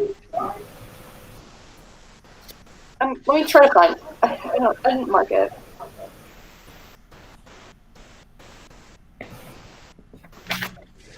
Oh yeah, when he's talking about what summoned him, what summoned the monitor, and the monitor's like, I can't say what summoned me. Oh, yes. So, like, what do you mean by that? That's a weird thing to say. And he's like, yep. Don't ask me any more questions. And then there's the colors when he walks in. Like, what's going on? It looks really like Kypris or something in disguise. I don't know if that's possible. No, I think that this is just this personal computer. I think that Kypris goes into him, and so the monitor knows something's happened in that room, but doesn't know what it is. I think the monitor has detected activity in that room, but is unable, because a god was responsible for it. The monitor's doesn't have the privileges to understand what is happening over there. But he does know something's happened. I better look in that room. Yeah. That was my guess there. This chapter is very Mr. Bean. There's so much Mr. Bean energy. It's like, this is the one where the dead bird's on the ground, Silk looks over and sees the people. He's looking over long enough that they look up at him, and then he waves. He waves. It's so fucking Mr. Bean. And then the whole business. That's what I would do. Bed. That's what I would do in that situation. I would wave. Seriously. What else are you gonna do? Yeah. Like, you have to pretend like you belong there. You do. They probably can't. I mean, they can't really see who he is from there, I guess. So he could just be anybody. I don't know who they would think would be on the roof. Right. He's like covered in blood. The chimney sweep. Directly above the giant dead bird. A commissioner who got turned around on his way to the bathroom. Oh, and then when he goes, when he's sneaking through the corridors, there's a part where his back is against the nude, half-again life-size statue of some minor goddess. And when I was reading it this time, I got this distinct sense that this is just a statue of a naked woman, but to Silk, it must be a goddess. You know, that what else would a statue of a half-naked woman be? And that's probably the only kind of statuary he ever sees. Yeah. I feel pretty confident this is just a lewd kind of fancy statue. And he says some minor goddess because he doesn't know who the fuck goddess is. He's just, of course it's a goddess because Silk's looking at it. Right. Well, I guess he knows that the fountain is in the form of Scylla. And even Blood, says, yeah, I mean, it's Scylla, like, I have it there because I guess it's like fashionable to have this kind of like display of piety. I got the sense that his fountain was kind of like someone having a raven's fountain. Like, it's like, this is a city. Yeah, totally. I live in the city. This is our mascot. Of course I got the Ravens colors on my fountain. Man, that would be a tacky-ass fountain. Yeah, isn't all Ravens paraphernalia pretty tacky? Yeah, I mean, it's hard to make that color purple look classy. It's hard to make sports memorabilia look classy. Yeah, it's tough. I like that our colors of our town are purple and orange, which are like the colors of Yesod and Hod, like the 9th and 8th Sephiroth, the ones immediately above Malkuth, where we are. The Dream World and Mercury, Moon World and Mercury World. I think it's fucking cool as shit that our sports team colors like track in a very satisfyingly mystical way. I guess I've always appreciated that the football team mascot is a Poe reference, and that the baseball team mascot is a bird that no one ever sees. I've seen it. Like near mythical. I've seen it. Hey, I seen it. I've seen an Oriole one time, and it was in Alabama. A Baltimore Oriole. I mean, it looked like the drawing of like the old logo. It was Eddie Murray. He was having lunch at a Waffle House. It was Larry Sheets. Man, I will love Waffle House till the day I die.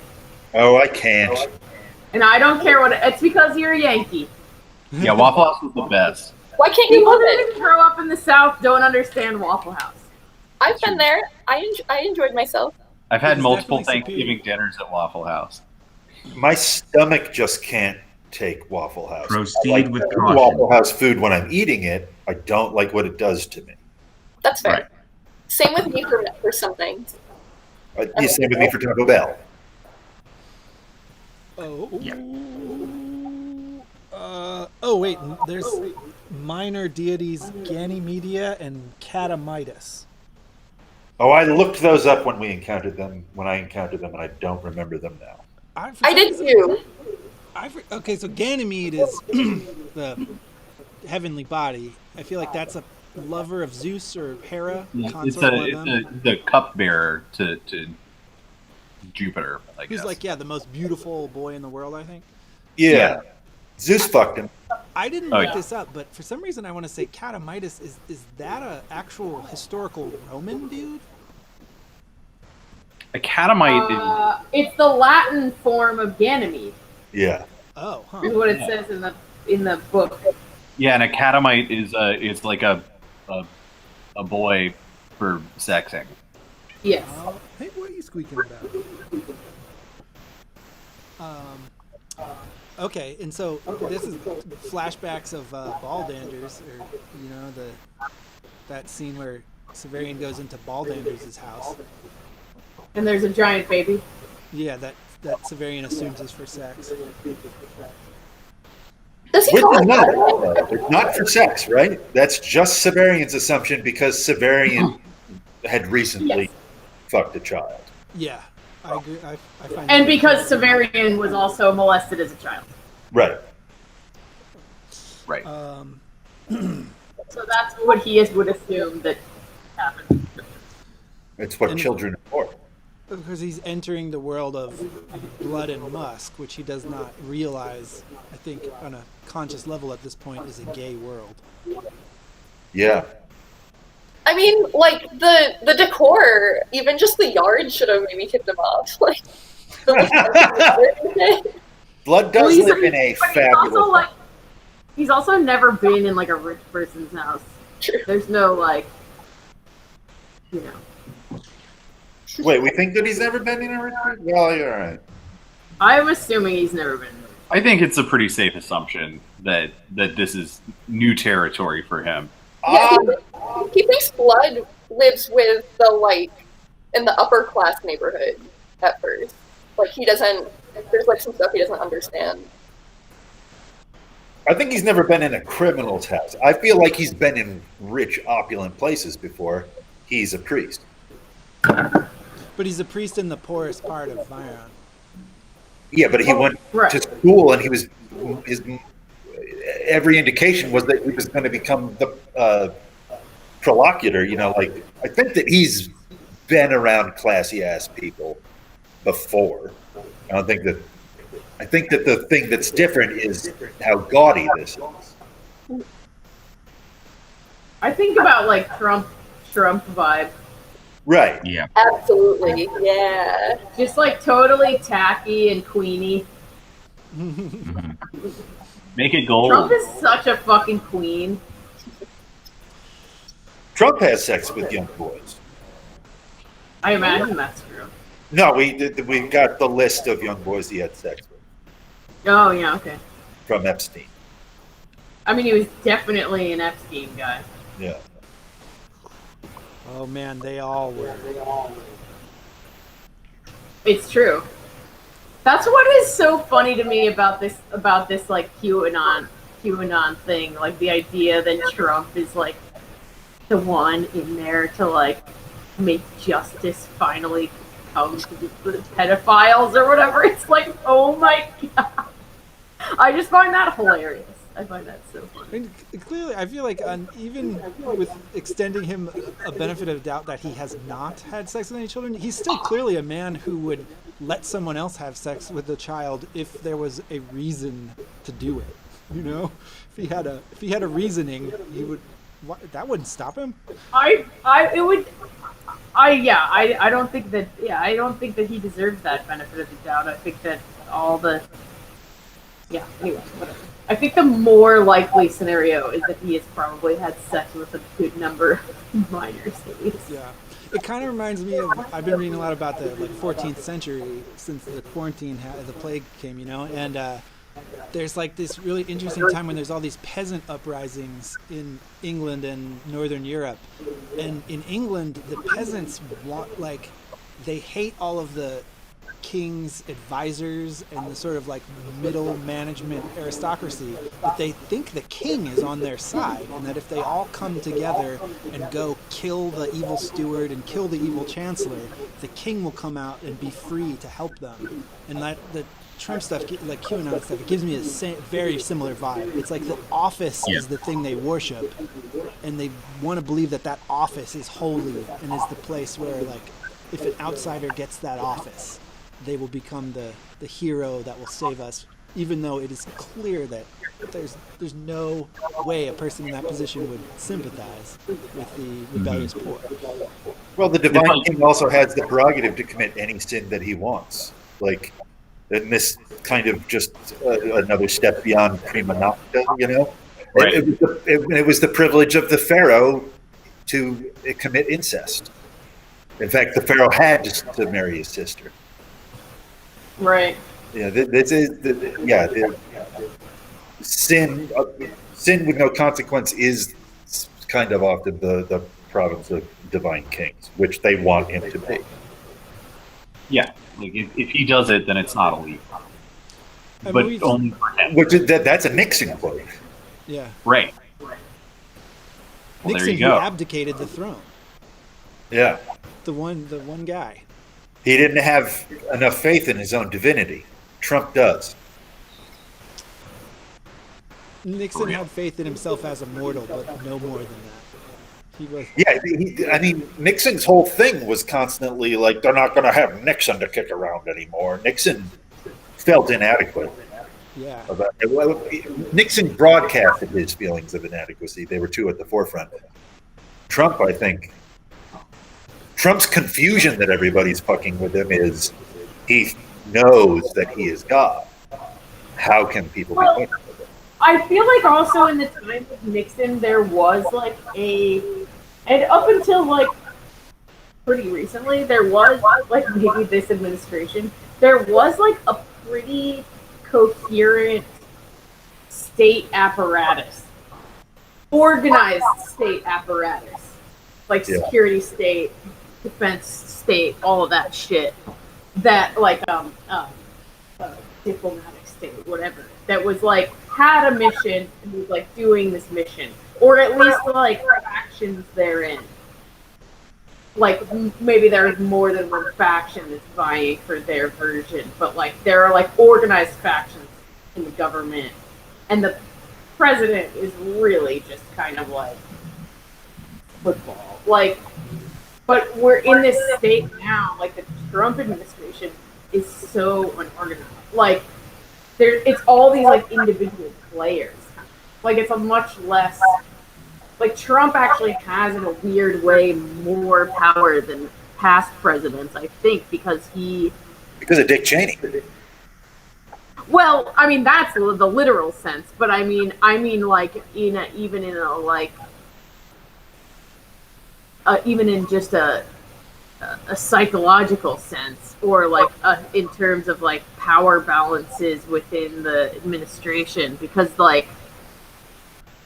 I mean, Dick Cheney and like what's his face, the lawyer guy, Ken Starr. No, the lawyer that wrote all of the like unitary executive theory and all that shit. John Woo? Whatever. What? No. Fuck, I'm forgetting. It's like that whole you crew. or something. Yeah. It's like David Yu or something. Yeah, whatever the fuck that guy's name is. Like that was all. Like they were doing all of those things because they had like a specific kind of plan of operations that they were going for. Like they had a thing they wanted to do, and these were steps to get to that place. And now we're at this point where like Trump's administration is a mishmash of all different kinds of weird shit, and nobody lasts very long, and everyone's in and out, and it's like there's not as coherent of a There's not a real of like a state apparatus. Like Nixon wasn't that's part really of their plan, running. is it not? What? That was their plan. Whose plan? Cheney and his lawyer friend. And Rove. Was what were To make it to create an office where one man had all the power. right? But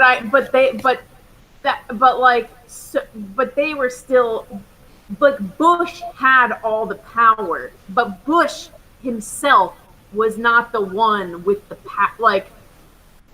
Right. You know Right, what I'm saying? right. Like Bush was compelled by other people to do the shit. Right, because Bush isn't the chosen one. And Donald Trump isn't the chosen one either.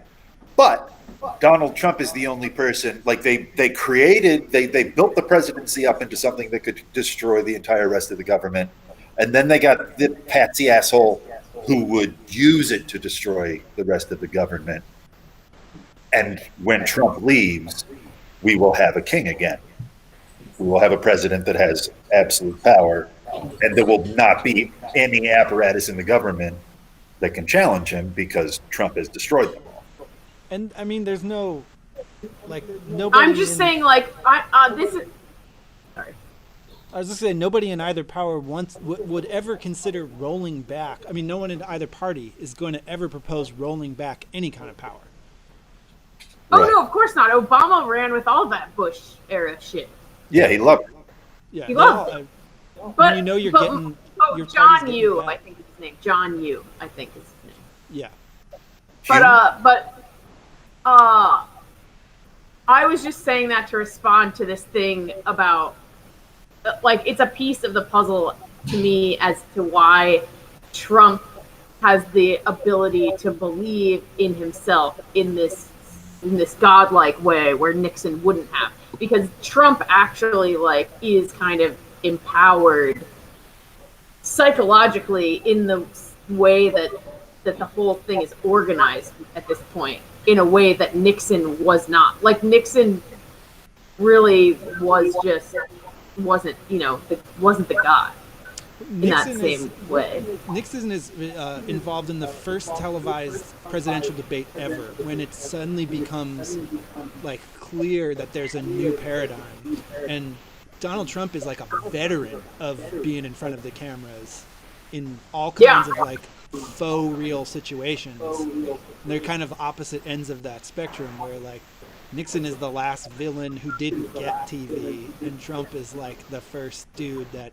absolutely gets that there's nothing else but TV. I'd say also in the Nixon era, there wasn't like the party apparatus was not nearly as unified. No, that didn't happen till the 90s. Yeah, exactly. The extremely coherent, ideologically coherent party structure of the two parties didn't happen till like what's his face, Newt Gingrich or whatever. Yeah, exactly. Before that, there was a lot more. I don't know, a lot more even-handedness. It seemed like, at least people who were paying lip service to that idea. Whereas now it's like football or something, where like you have a team. Yeah, well, I mean, I don't know if I would call it even-handedness, but it just wasn't like they just weren't ideologically. I'm not going to call it. That's not how they were constituted. I think that there was this, at least an ideal that was upheld of like, hey, we're all working on this together, even if that wasn't necessarily the real thing. And now that's not even that's not even a concept that they pay lip service to, which is kind of crazy. It seems like if you wanted to have real power, you'd tell people what they wanted to hear. Well, part of that is because we have these ideologically coherent parties now.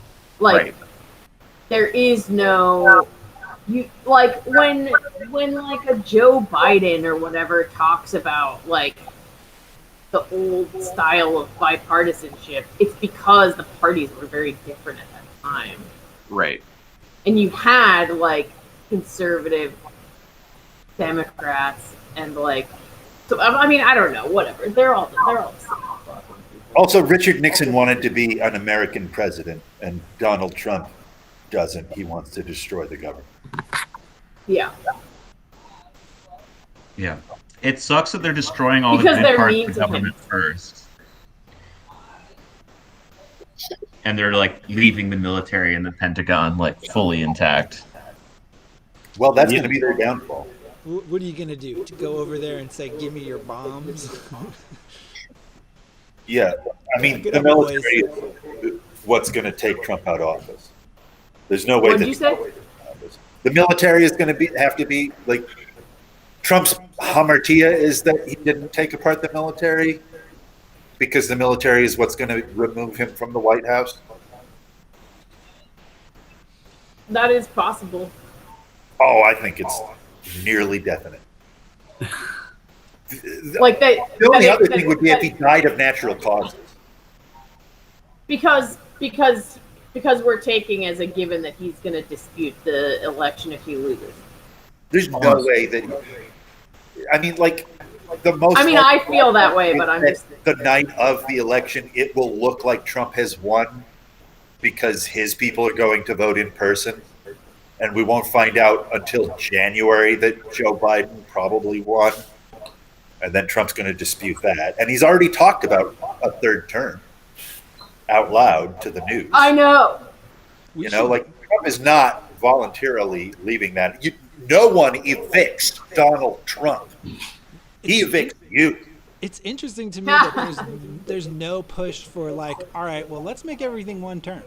Let's make it all fucking one term. I think no party is going to get down with that because then that limits the amount of, like, if everything's limited to one term, then that means that if people get pissed off in that first 4 years, the balance of power swings back very quickly. And that doesn't give anybody enough time to really like make the changes that they want to be making. Well, then you get 1 5-year term instead of 2 4. I mean, it's just like it only benefits those two parties. I'm not saying that it's good. I'm just saying like the parties are never going to go for that. No, they won't go for it because it's like rolls back some of their power. But as far as the people that they serve, it's in all of our interests to fucking make it one term. This is why we should get rid of a president and just have decisions be made by looking at the entrails of a pig. Or another appropriate animal, depending on what day it is. That's right. So Wolfpack advocates for theocracy. Is that? I mean, I think I advocate for theocracy every couple of years. Every couple of years. Yeah, I talk myself into it and then I talk myself back out. Oh, here's another great Mr. Bean moment with the monitor. I shall, sir. Will that be all? Silk's head was in his hands. Yes, and thank you. No, he straightened up. I need a place to hide, a good place, and weapons. I like the part where he's like putting face powder on the blood stain on the carpet, and then Monitor's like, "Oh, that's interesting. I didn't know that it had like cleaning properties to it." And he's like, "No, I'm just trying to cover it up." And he's like, "Oh yes, very good." Well, it's funny. The Monitor has the personality of like a dry British butler. You know, like very impressive, sir. You know, like very shrewd, sir. That's what he says. Very shrewd. Does the powder possess cleansing properties? I was unaware of it. Not that I know of. I'm only masking these so visitors won't be unsettled. Very shrewd, sir. Right. Isn't this exactly Jesus? Blood. I mean, I'm just pointing that out. It's not relevant at all. Just saying. Say it again. Oh, that the powder could absorb the blood. Get it out of the carpet. Or whatever it's in. You mean like when Larry David puts the salt on the wine stain? Exactly like that. Exactly. It's interesting that the monitor kind of helps him in this way, you know, like tells him that there's weapons around, gives him all this valuable information, but can't think critically about, or at least doesn't seem to be particularly aligned with the household and the safety of blood in the household, you know? It seems like it's just there to be helpful for whoever's standing in front of it. Yeah. Yeah. Well, it's like a genie kind of thing, where like, yes, it's going to be helpful. Like somebody's clearly told it, like, don't tell anybody what's going on, and it's going to specifically do that, but it'll fuck that person over as much as they possibly can. Well, it's like you have to be careful what you wish for. So it's like Musk is asking, "Is there anyone in this room?" He's not asking, "Do you know where the intruder is?" Right. Exactly. He exactly answers your question. Right. Yeah. And that's the understanding is like if this is your house and everything, then like you're really going to be the only one talking to it.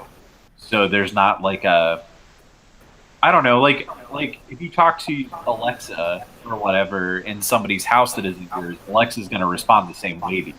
They're not going to be like, you don't sound like my dad. Mm-hmm. Yeah. I definitely feel like the monitor is capable of having only one emotion, and the emotion that it ends up having is resentment. There's this weird part. Clapping the hands or tapping on the glass, sir. All of us much prefer the former, if I may be excused for saying it. That is, there's total resentment, and it's so hard to understand.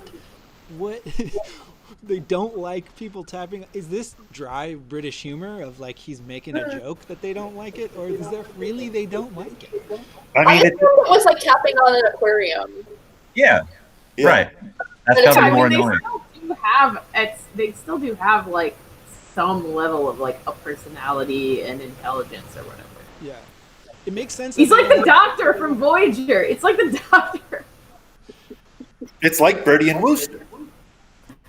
You don't want to program morality into your digital servant, because then what if your digital servant is like, hey, the thing you want to do is a little bit immoral, you know, like that is a situation you don't want to come into. So you don't, when you have this like digital thing that you assume only you're going to use.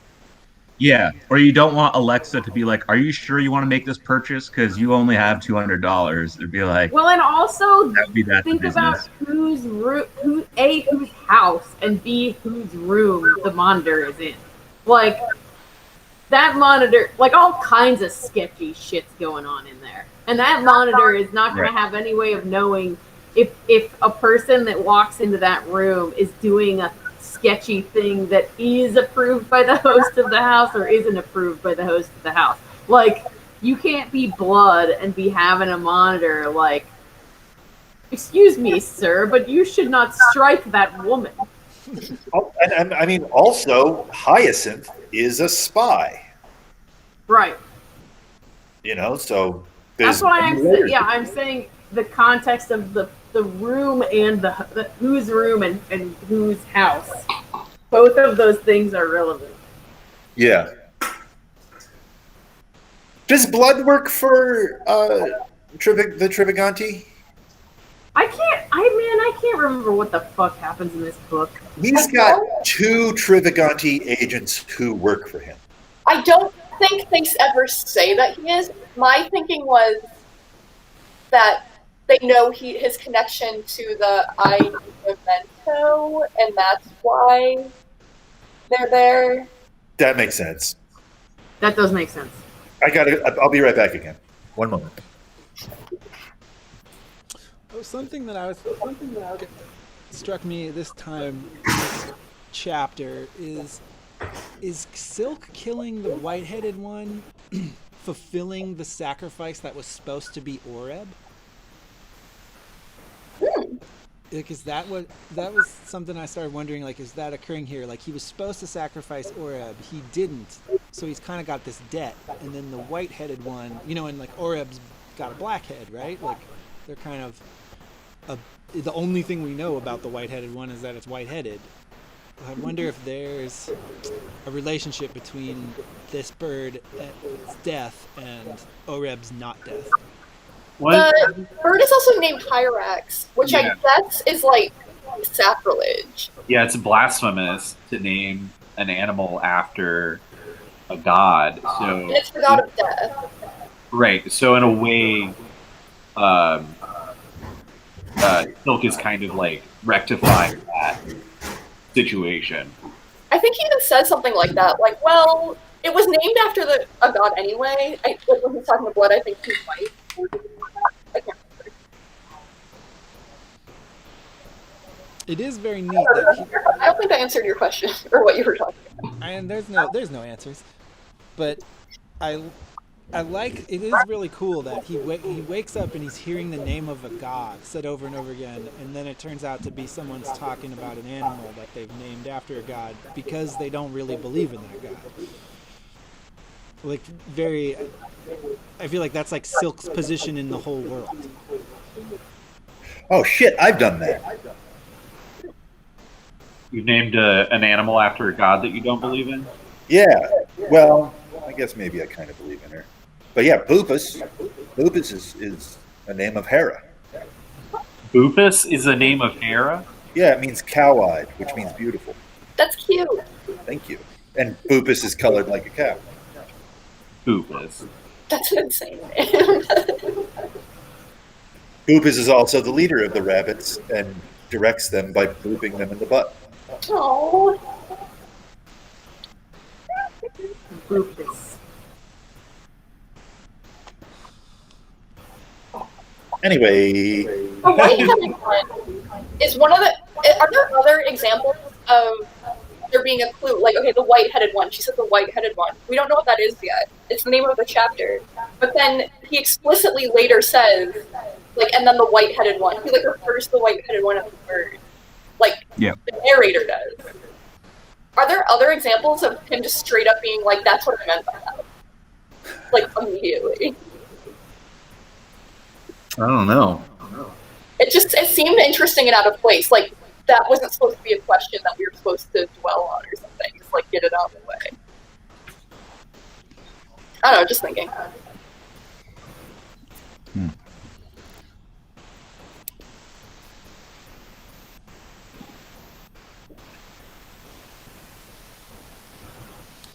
The weapons are in this chapter before Hyacinth. Or is Hyacinth that maybe is even the next chapter? I don't know. But after the monitor is the big weapons scene. Yeah.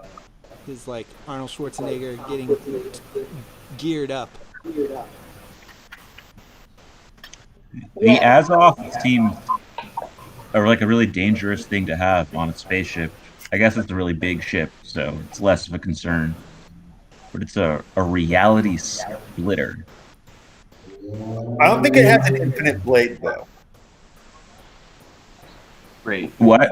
It doesn't just go off forever. Right. The first time I read this, something about the description of the Azoth's blade made me feel like it It would. just shut off. Yeah, it would go off until eternity. Yeah. But now I think it has a limited blade. Also, Well, that wouldn't really make sense if it just went on forever. It's a It lightsaber. wouldn't be a very useful weapon, I don't think. I had a huge problem with it the first time. So Azoth is the universal solvent. That's a weird name for this laser sword.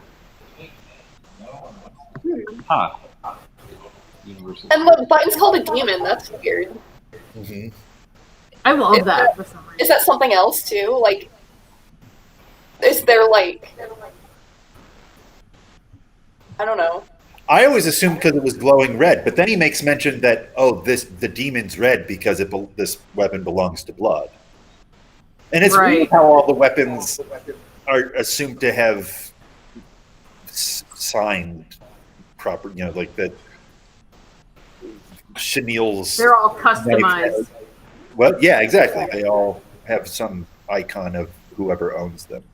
Yeah, you would think that would be a weird thing to do with something that you're going to kill someone with, probably. Right. I don't know. I mean, people get pretty into their weapons.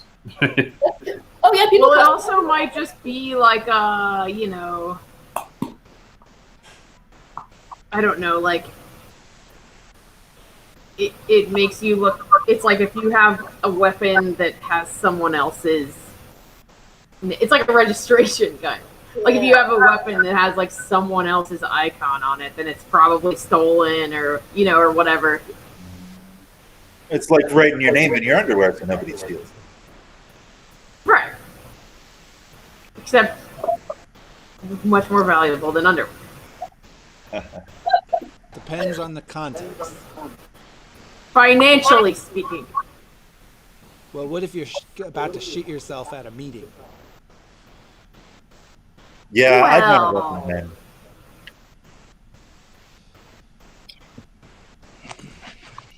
Hyacinth said an important man gave her the Azon. Yeah. And the monitor didn't know about it. Yeah. I mean, we know it's Crane, I guess. I feel like it's got to be Crane. Also, the heron on there's Hyacinth, but also a heron on the gun, the needler. Right, which is a Crane. Maybe Crane as well. Yeah. Yeah. Unless the other thing, who's the Usyk? Who's the person that sleeps with Hyacinth? He may have given her the Azov. Is that what a Usyk is? Usyk's some kind of a monkey, right? Isn't Usyk somebody who's aligned with the Prosimians, which I think is a fucking amazing name for the cabal of monkey-named people who took over the government, the Prosimian movement? Joseph also jinxed with you. It might be Usyk. Oh, Usyk is a tusk? Yeah. What? Hold on.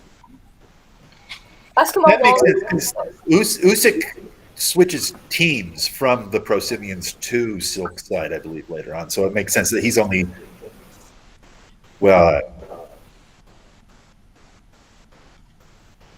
Wikipedia has nothing for Usyk, but related articles are about penises. So I guess Yeah, it says an Inuit word for the penis bone of the walrus. nice. Cuckoo Cachoo. No, I am the walrus. And they are the Eggmen. What is that song about?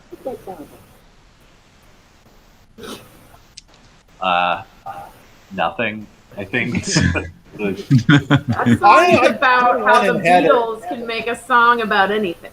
Yeah, I think there are a number of Beatles songs that are really just about how stupid the Beatles were capable of being.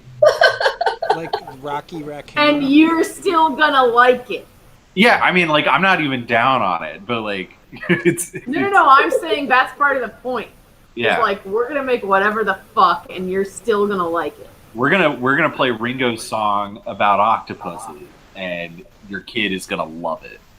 Or like, we're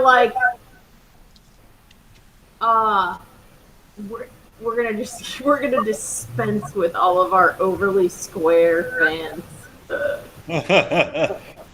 But they did. We don't like squares anymore. The squares ate it up. You don't get She Loves You. Oh, Hairbow jumping off the shelf there. Yeah. Impressive. That was nice. Daredevil. The Kitty Olympics. So when Silk is playing with the Azoth, he says something I really like. When he's talking about how when he was a kid and he pretended to have an Azoth, what he did. And the monitor's like, about to point out that there's a clear issue with trying to base what you're doing with the real Azoth based on what you did with a kid.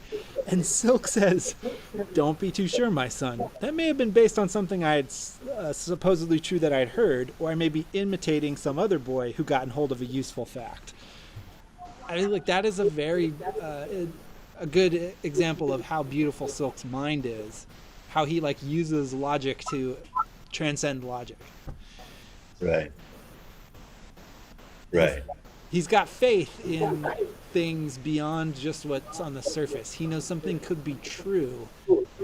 It could have more to it than just it's clearly not a authoritative source of information. That's true, but it's also dangerously close to egotistical bullshit about how, even though I'm clearly wrong, I might be right. Yep.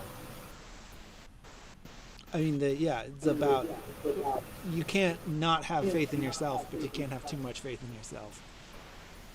You can't like fully avoid one side or the other. You end up being a different kind of annoying. It's like pretty Trumpy that. Yeah, totally. It's like they can't believe I'm such an expert. They can't believe it. They just can't believe. Nobody's How ever much I heard know of about an expert like me science. before. What? Nobody's ever heard of an expert like me before. Yeah. I'm the expertiest. Oh my god. I mean, it's like so fun in this way. It's in a horrifying way.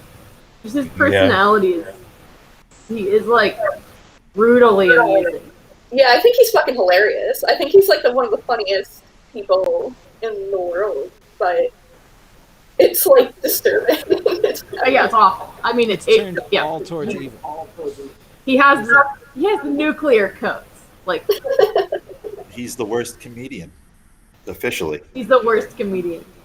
He's the doomsday comedian. Going back to talking about Silk being jealous of Auk's faith, I've seen so many, like Joe Rogan Experience and shows of where comedians are talking to other comedians about comedy, and they just talk about how amazing Trump's process is and how it's exactly the process of making a comedy routine, and how like you can watch him like get rid of a bit and be like, oh no, that bit's good, I'm going to move that towards this important part of the show, and like he's just exactly making a comedy routine.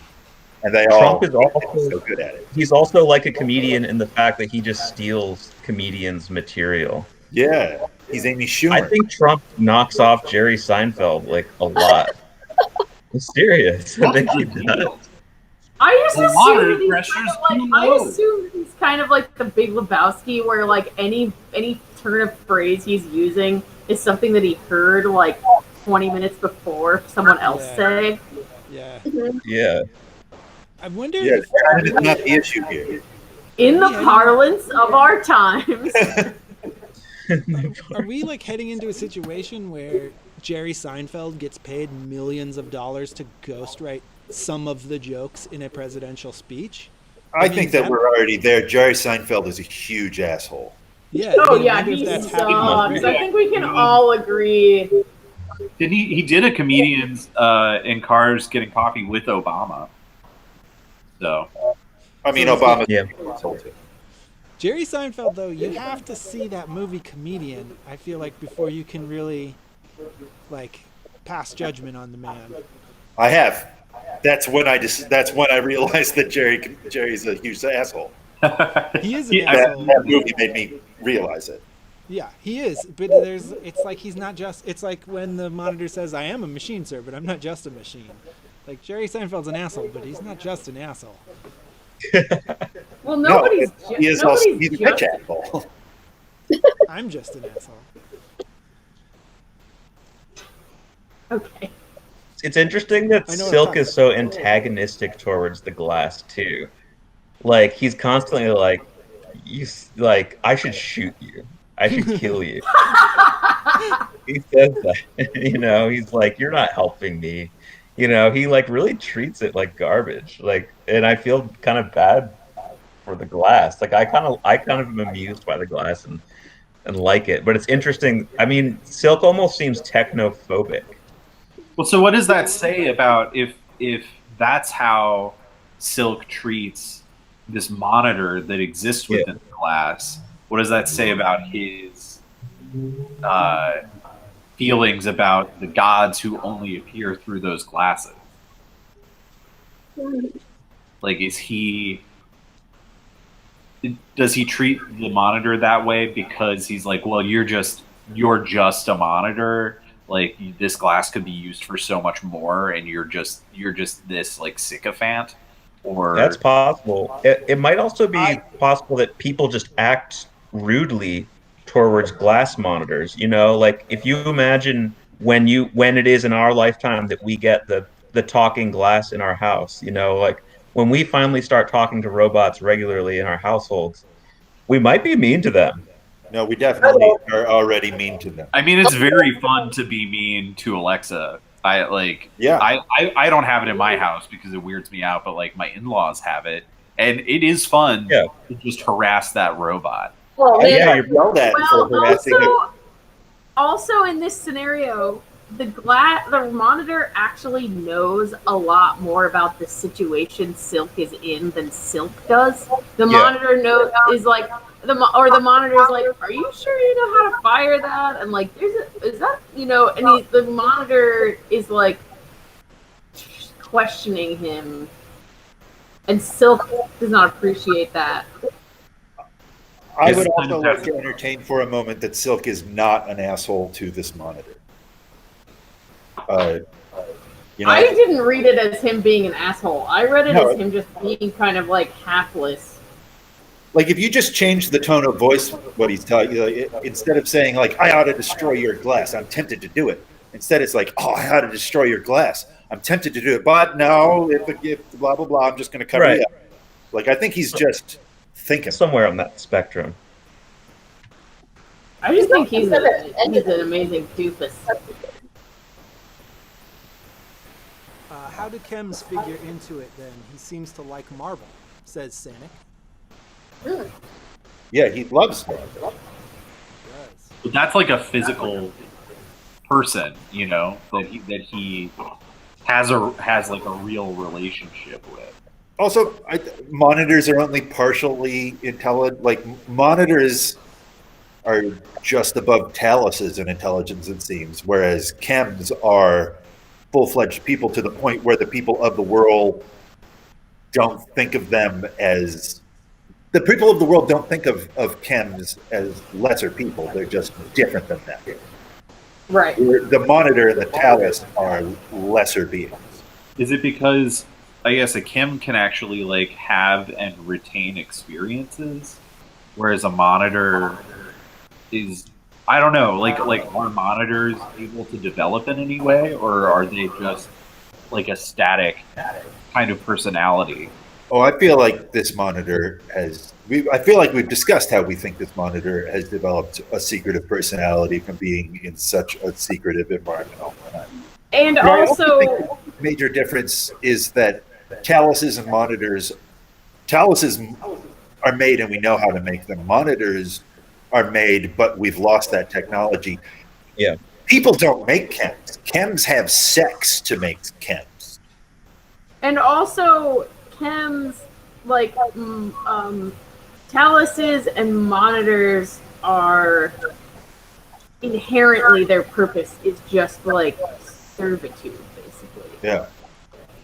And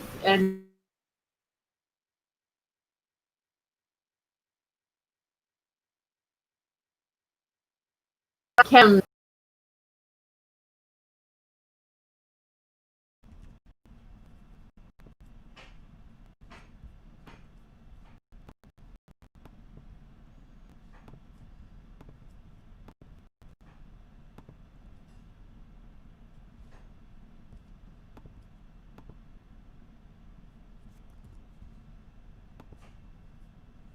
Sea monkey, and then did Ryan go away for a second and just come back? He did. I did. I don't know why. Huh. But yeah, he bought a sea monkey and put it in the water and made it himself.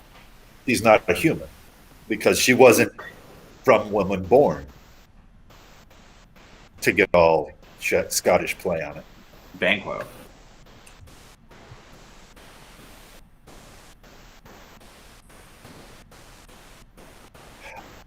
But partially, I just wanted to talk about that because I think it's amazing that sex.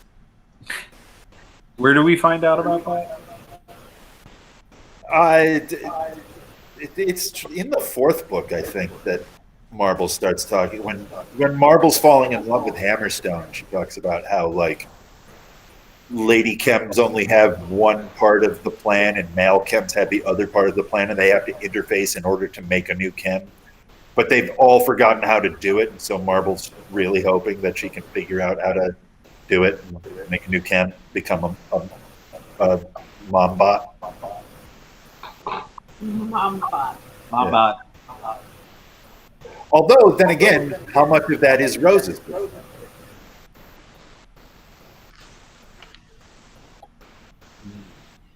True. Yeah. She didn't care before Rose. Or she expressed, well, we wouldn't know if she had expressed that, so. Right. But she also hadn't met a man, or there were no men around Yeah, to stir her robotic loins. true.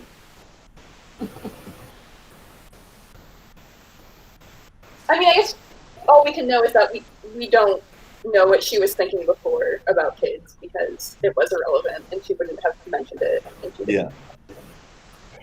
And actually, being a Chem must be weird. True. Because doesn't she also have like Molly Denham is living inside of her in a way too, because she's taking parts from that person, and so forth.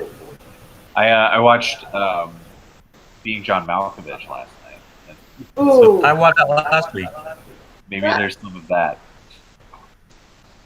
Ooh. Yeah. I love that movie. It's great.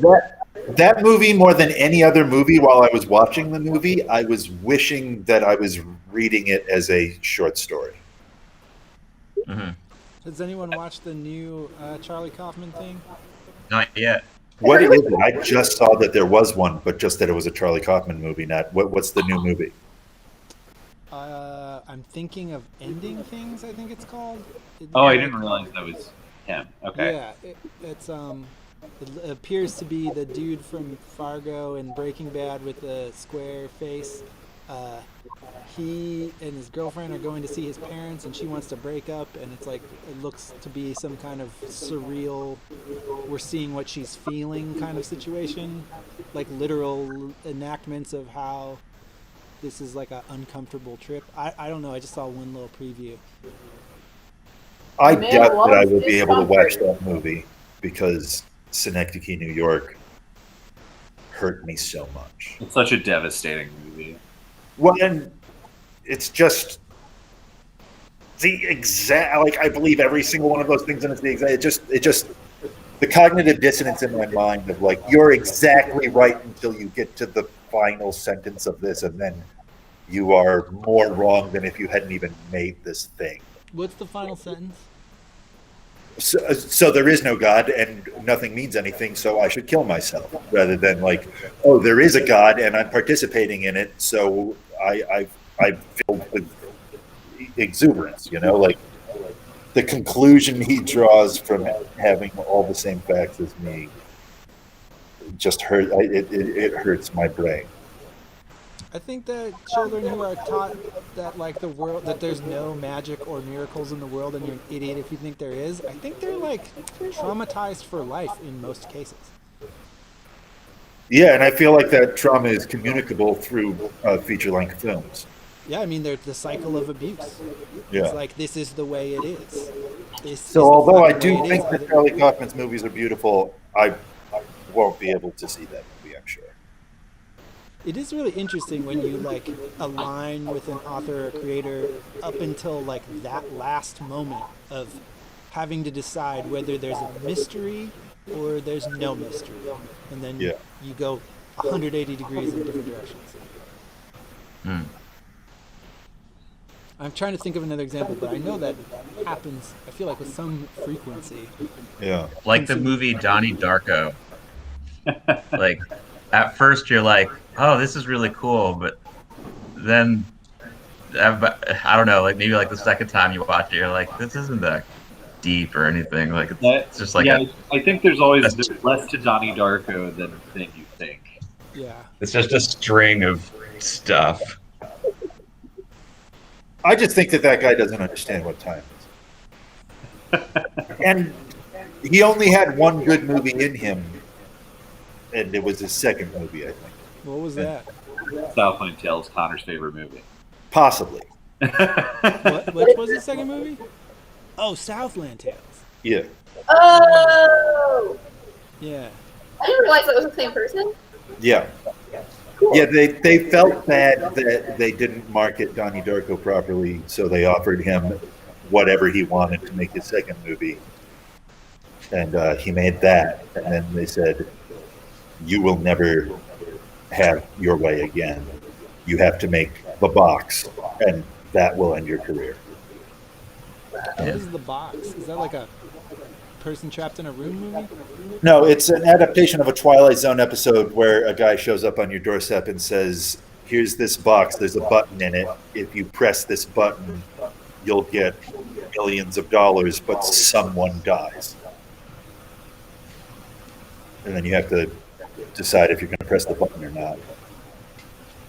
And that's the whole movie? Yeah, that's what everybody said. Works a lot better as a single episode of television. Exactly. Yeah. It was like he got so much expanse to be as ridiculous and huge as possible with Southland Tales, and he made fun of Hollywood with that, and so Hollywood slapped him down as hard as they possibly could. It's interesting. It's also like another director is like David Lynch. Like I feel like he has such hits, such great movies, and then I feel like sometimes he has these movies that reach, but I can't quite tell if they're actually good or not. Like Lost Highway, like the most interesting aspect of movies by David Lynch, like Lost Highway or Mulholland Drive, is the whole time you're watching it, it's like, is this good or not? I don't know. Like. Well, it's a mind-bending mystery. Is this good or not? I think that we can tell that they're not good. Although I love Mulholland Drive, I think that we can tell that both of those movies are not good enough because, like, Lost Highway's not good because he made Mulholland Drive to get it right, and then Mulholland Drive isn't good enough because he made Inland Empire to get it right. Those are just three attempts at the same movie. They're yeah. I feel that exactly that same way, is that he's like orbiting an idea and he never goes straight for a thing. And we're seeing the process of his thinking through those movies where he like gets the sense of the, and even which is the movie, is it Mulholland Drive where Sherilyn Fenn is like in a car accident and that's like, she's just talking next to someone with brain damage before she dies. And I feel like, yeah, we see like that scene I feel like is the fulcrum of all of them. In Lost Highway, he's got this idea that fugue states are really important to understand regular human consciousness, and then in the second movie it manifests in that really, really particular scene, and then in Inland Empire it becomes a whole fucking mythology that like explains everything. I really have to watch Inland Empire again. I guess to bring this back to the book, can a similar thing be said about Gene Wolfe and these books? Yeah.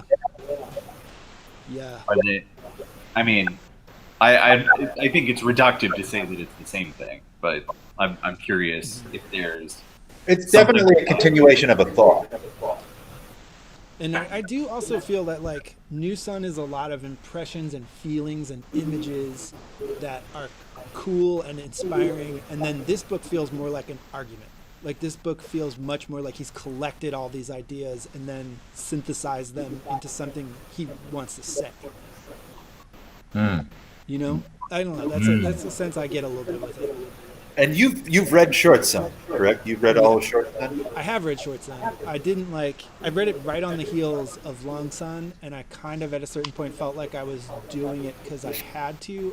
I'm excited to read Short Sun again because I retained very little of it. It's the best one. Yeah, I'm excited to learn that. Jen, have you read? Who here has read Short Sun yet? I'm trying to blast through these so I can get to Short Sun. Okay. I didn't want to read Short Sun without having read Long Sun at least twice. So this is my second Long Sun.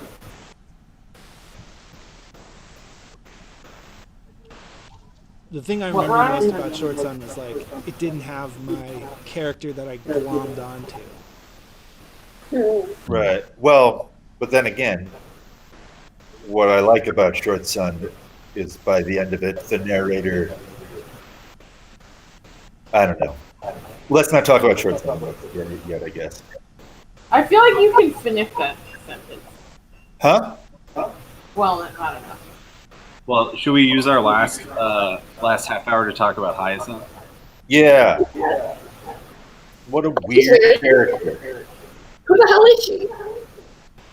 She has Cypress. Yeah. Yeah, I feel like we never meet Hyacinth. We only ever meet Kypris the entire time. Does she act like Chenille acts when she's possessed by Kypris? I think there's a similarity, Yeah.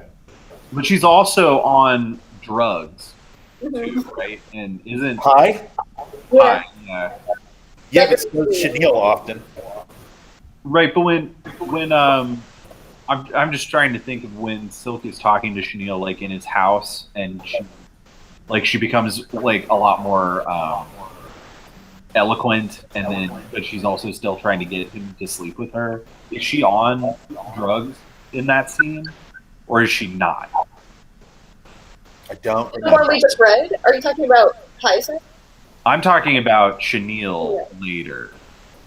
Chenille is a rust head, and then when she's possessed, she's like, I don't even feel the need to take rust right now.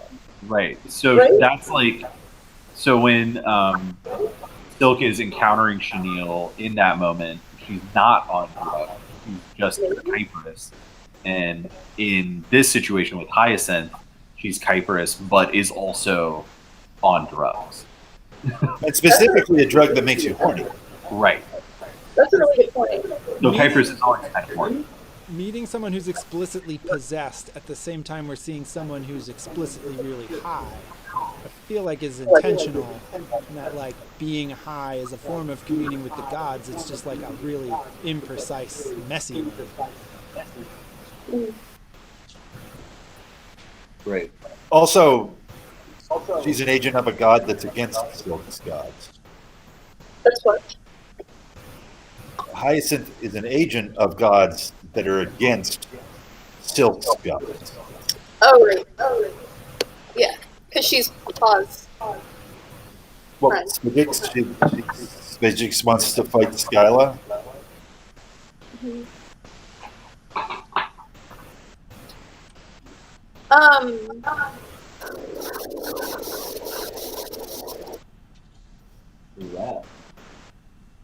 She says that rust isn't good for sex, but Chenille often says that she needs rust to have sex.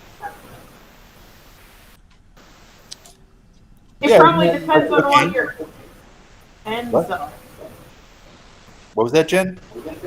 I imagine it depends on what your ends are. Like maybe if you're trying to, maybe if you have to have a lot of sex with a bunch of random dudes, and like maybe your ultimate, maybe if you're Chenille, you want to be like checked out for that. Yeah. But she's saying that rust makes you want to beat people up, Mm-hmm. is what Hyacinth says. Isn't rust just cocaine Maybe. that happens Oh, yeah. to be red? I feel like the description of what rust is like just seems to me what people who are on cocaine are like. Right. Or meth. Yeah, it could just be that it affects people differently, and that I shouldn't think too much about it. It's drugs. I don't know. Don't do rust. Rust sucks. It Rust seems like a kills. catch-all drug. This is your brain on rust. That's right. So Silk takes off all of his clothes and jumps into bed with her, like as an instinct, as like a survival instinct, right? Like he doesn't premeditate this move. he like hears the guards coming in, and he's like, "Oh!" and like whoop, and like jumps into the bed, which is kind of childish. Yeah. He's hiding under the covers. He could have hid in under the bed. And it works perfectly. Yeah, it goes off without a hit. It seems out of character to me. In what way? This is a man who is so afraid of her 2 minutes later that he jumps out the window. I don't think he Yeah. knows she's there when he gets in the bed. Huh. No, he hears her, looks at her, and sees Yeah, how he knows excited that she is. Yeah, he definitely knows she's there. Yeah, he sees her there. Well, I still think it makes sense. Like, I imagine that his fear of like being discovered and probably killed would be greater than his fear of like a woman. I'm more afraid of death than sex. Right. I'm enthusiastic. And you are Silk, so let's. I don't know. To me, this seems like not something that Silk would do. Like, Well, Horn wrote the book. Also, Yeah. Silk may be possessed. He saw the holy hues. He's yeah, also very much halfway down what his character probably is, even by breaking into the house already. right. I think that's kind of like, I feel like this is maybe it's either a very significant moment for Silk, or I kind of lost my train. I think it's either a significant moment for Silk here, or it's just like a misfire, or just like a comedic kind of weird, odd Mr. Beanish moment that happens here. I But if think it's this is the second most important thing that's ever happened in Silk's life. It seems that way because, I mean, the reason why it's important is because he doesn't plan it, right? He's just like acting on instinct. Like, someone's coming in. What do I do? You know, like fight or flight. He sees this woman in the bed there, and he thinks she's sexy too. Like, that's his like instinct as he's looking at her. You know, I don't know if she's like scrubbing herself or just sleeping here. I'm not sure. But I mean, she's moaning, right? Something's going on, and She kisses the pillow. yeah, and then he like just jumps in next to her, like, which, you know, his conscious mind is like, I have to stay as far away from this woman that I'm attracted to as I possibly can, right? That's what his conscious, deliberative mind would do. But in this moment of snap decision, he like weirdly takes off his clothes, right? Which seems pretty aggressive to me, and like jumps straight in with her. Well, if Well, he's he's possessed, really good at making his excuses, you know. I mean, he's like, well, if I end up having, I'm gonna have to use logic, but if I have to rough blood up, it's because he's being unreasonable. And like, well, these guys were after me, so I had to bone this lady to make it look real or whatever. Like, So you think they had sex? He's good at doing that. Well, that's a whole other.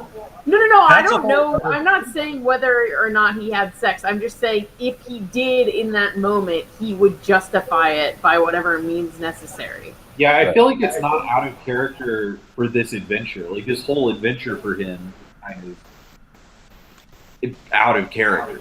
It's him saying, I mean, he's in this total like I gotta do what I gotta do mode. Exactly. if he's possessed when he sees the holy hues by the goddess of love, it makes total sense that the next problem he has, he solves it the way the goddess of love would solve it. Taking off the clothes, jumping into bed. This is what Yeah, I think he's under the influence, and I think in a way that this is just one way of looking at gods. Is that like when you do something out of character or you have an impulse that's like contrary to your regular behavior, in a sense you're being possessed by an archetype that's like outside of you. Yeah. I mean, there's an argument that everything that you do is a series of possessions by outside forces, right? I mean, yeah, Kind of the bicameral mind idea. and Sure. Yeah. I mean, I also feel like I strongly subscribe to the idea of polytheistic psychology, in which the Yeah. idea of trying to make a person into one unified, like completely perfect synthesis of all of their qualities is absolutely insane and destructive, and that it's way more useful to think of people as a collection of characters that work together, sometimes fight with each other, you know, in the manner of gods. So like Pixar. Which is that? Crap, what's it called? Inside Out. Yeah. Is that the one What? where the house flies away and everyone's sad? No, that's Up. Oh, Inside Out. Is that a sequel to Up? No. No, it's all the characters are people that are inside one person's brain operating. Oh, yeah. Okay, I'm familiar with that concept. They had a thing in Disney World that I saw when I was a kid. That was really cool in Epcot Center. Mm-hmm. It was like I remember that. that was made a big impression on me. Then perhaps that is why I'm open to this idea today, is because Walt Disney primed me for it. Well, Is that just to your build goal? off of your idea, Ryan, I mean, it's not that individuals can be built into their idealized, unified self as well, but that's like psychology doesn't work because individuals don't exist in a vacuum. They exist as in a part of a weaving, a continuum of other people, and it's the other people around you and the other human beings around you that psychologically you're like interacting with and being molded by all the time. Like looking at the individual in these contexts is not really that useful, in my opinion. Well, and only half of you lives inside you. The other half lives smeared across the minds of everyone who's met you. Yep. Yeah, absolutely. There's no such thing as one person. Like there's people are collections of people. Yep. And part of collections of people, like macro, micro. Mm-hmm. We act out those inside people for at different times for outside people become that, like that gets transferred with like every interaction you do. You're representing that half of you that's smeared is representing an archetype to the person that's interpreting your behavior. This is what my tarot card deck is about. Nice. And tune into this channel in the next few weeks for new content about that deck. Oh yeah. Oh, that's what you're doing? Cool. That should be a Patreon. Nodding off. We're nodding off, yeah, or That's kind of what I've been thinking. something like that. I should make little graphics with URLs for things like we should have one for Mark's book and for the Nod and for anything else, that so people could have more Wolfpack content whenever they want it. More 10. Yeah. Some bonus. It looks like Stanek here said that he wanted to point out that Hyacinth was shooting an Azoth at him. When he jumps I out the wanted to window, bring that up. Why does she do that? Why? high out of her Well, mind. I think she's like motivating him in a crazy way. I think she is trying to make it look like she didn't want him to be there for some reason. I think it's for the benefit of others. I don't think that there's anything happening between them that would justify her shooting him. She's in spy mode. Yeah. Just being a spy. Which, now we come to the point, so how much of all of this is being manipulated to get Silk to become the new Chaldee?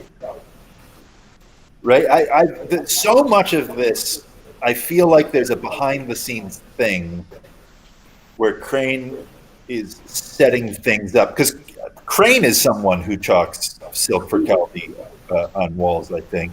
I really think that Silk's being set up as a straw man puppet governor. I think Crane's name is a reference to a Deus Ex Machina. Wait, say that? I think Crane's name is a reference to Deus Ex Machina. That's one of the most fucking genius things I've heard in my life. Yes! Yeah, that's cool. That's amazing. I love that. Whoa. I did it. Yeah. Thank you, everyone. Good night.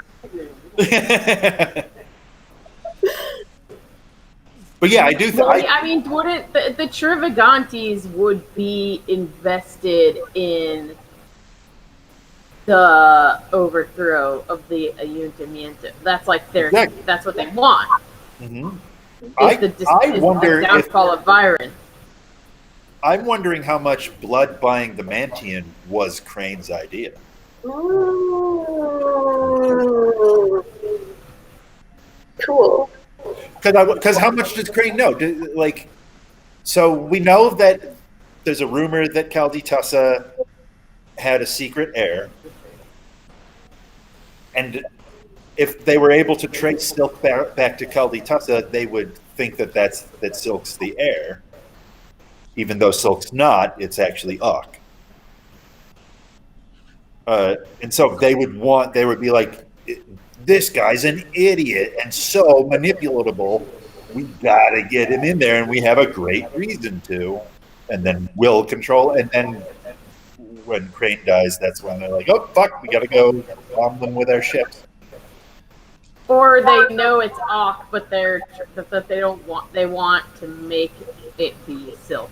Like, you think that they know it's Ock? I don't know. It's an alternate. I'm saying, like, if they did know it was Ock, I don't know. Maybe like Ock, maybe having someone else thinking that that's who they are would impede Ock from being able to figure out that that's who he is. Maybe. I don't think that they know it's Ock. I don't either. I just because he's a product of an affair. So it'd be harder to trace the paperwork of that. Like, we only know that it's Ock from the way the man has written the book. And, like, the speculation that Ock must not be his real name when we first meet him. I feel like it'd be very hard for anyone else to figure out that Ock is the heir. Whereas there's paperwork about Tessa buying Silk. And there's paperwork about him giving Silk to the woman who raised him. You know what would be a sick movie would be like a story about George Bush, the younger, that takes like a hard right turn into Silk territory at a certain point where, like, although he's been impressed into this job by people with all these, machinations that are beyond his like understanding, somehow in the end he ends up being a force for good as opposed to what really happened. Have you seen Oliver Stone's W? No, is that what it is? I feel like it. I feel like that whole movie is about George W. Bush is a kid that just loves baseball, but he wants to impress his dad, so he gets embroiled in this presidency thing. But the final thing of the movie is just him being like, but I still own the Texas Rangers. Something like that, I don't feel like he did anything to impress his dad. I feel like he tried as best as he could to escape the destiny of George H.W. Bush's son, and he failed to escape it, no matter what he did. Okay, but that's not what this movie. I know that's. I'm saying Oliver Stone is not as good as imagining George W. Bush as me. I think Oliver Stone. Oliver Stone is so fucked. My favorite thing about Oliver Stone is that he was on Democracy Now! For his 70th birthday, and Amy Goodman asks him, so in all your work that you've done, what would you say is the thing you're the most proud of? And Oliver Stone just looks at her and says, the body of work, and then blows out a candle on a cake and leaves. I just think that's the jerkiest thing to say. The thing I'm most proud about is every single thing. Or just the collection of the thing. That's another one of those directors where you're like, is this good or not? Like, No, it's not killer. good. The Doors is good. I think I struggled with it as a kid. As a kid, I struggled. I was like, are these movies good? I don't know. I can't. They should remake his films with modern actors and call it the Stoneverse. Have a whole brand of this alternate history. Place in the universe. According That'll to probably Mitch, that's happen. Oliver Stone. If you don't try to think of an Oliver Stone movie as being true, then I think Oliver Stone movies are good. Right. Yeah, they're not. Especially since he's always doing these sort of like historical things. Like, yeah, just. Oh no, I don't think they're particularly well made. Is the Malcolm X one good? I haven't seen it. His glasses do are one? cool. Did you guys see that fucking Snowden one? No, I didn't. It's like one of the worst movies I've ever seen. Well, I mean, now. unbelievably bad. Old men shouldn't make movies. With Yeah, sure. like Herzog. Herzog. But I love Platoon. And one of the reasons I like Platoon is because it isn't the best made movie. So when I was watching it when I was 7, I could start to take it apart and learn how movies were made because it was. I mean, I love the Doors movie, yeah, but It's good. it I don't know. It's like not about anything that matters or something. sure. Yeah. You know, like the other ones, it's just the problem is that like people see biopics and think they're documentaries or whatever. Like people think the movie JFK is a fucking documentary. You know, Yeah, like it's a conspiracy theory. It's that whole movie is just an adaptation of Crossfire, a book by my favorite conspiracy theorist. but I'm just saying like I mean Yeah. it's hard for me to like suspend my judgment of how bad I think his takes on reality are when it's about something that like could actually matter to anyone, like Mhm. to the scheme of the building blocks of our society. Which is why I can like the Doors one. If he was only making movies like that about people that fucking don't matter, I would probably like him. That's what I'm saying. Like if you don't try to think of it as true, it becomes a fun little movie. Yeah, but a movie can be a fun little movie. I think that like his movies probably have like bad effects on society, is what I'm trying to say, like on the collective consciousness, so therefore like them being fun will never like be more significant than that. Right. Like then I can, so you know. So then I think they're bad, fundamentally bad. Like, but if they were all like the Doors, if it was all about the stupid people like Jim Morrison, then I would like them. So we can only like the the Doors, Platoon, and U-Turn. I've never seen U-Turn. It's a fictitious movie. Delicious? Fictitious. Oh, fictitious. It's not based on anything real in any way at any point, and it's very like all the acting is very cartoonish in it. Joaquin Phoenix is amazing. My name's Toby N. Tucker. People around here call me TNT because when I get mad, I explode. But it's all stuff like that. Oh my god, it's so fucking campy. It's Yeah, so Nick campy. Nolte is in that movie. Oliver Stone is a large child. Yeah. All right, are we gonna get? All right, maybe we should call it. Should we call it? Yeah, I'm probably. going to call it. Any final words? I think we did good. We did 2 chapters this time, which I don't think we have done in one session yet with this book. Moving at a We clip. probably end up backtracking a bunch next time. So I strongly do. don't think that Silk has sex with Hyacinth at this point. You think he I don't does? think he does it. Well, he's No, I also fought myself over this for a long time. You think he gets in the bed and does it? does he? I have suspected that he did it to her in the bed at this point before, and I don't now, and I don't want to.